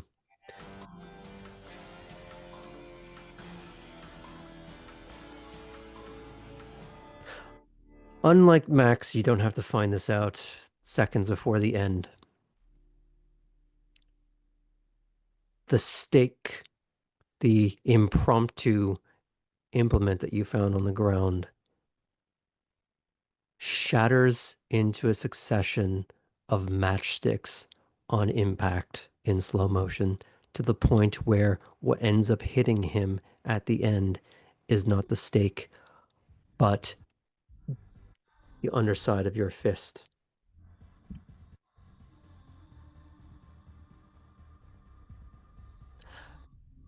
Good. You're thinking of what's around you.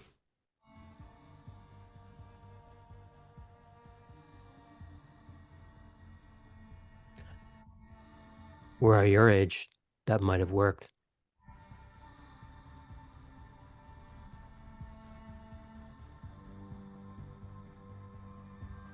Gotta learn that too.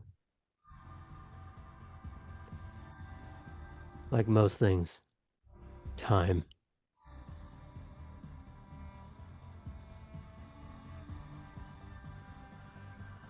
Smart. Most people your age don't think to look for a stake.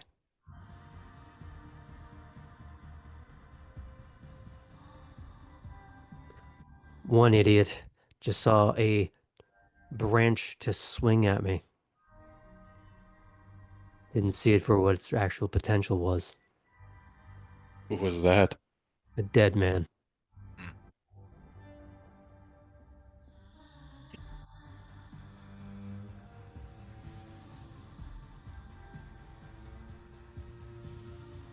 Good. I was already thinking along these lines. I had the thought when the mudmen attacked.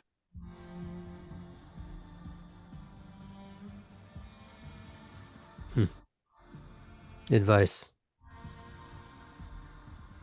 Stakes are half measures.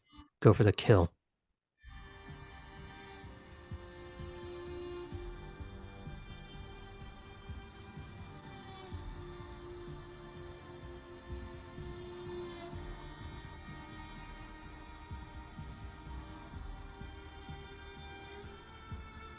We done? Sure. Thanks. Looks down. You're paying for a new one. And he walks back to the house.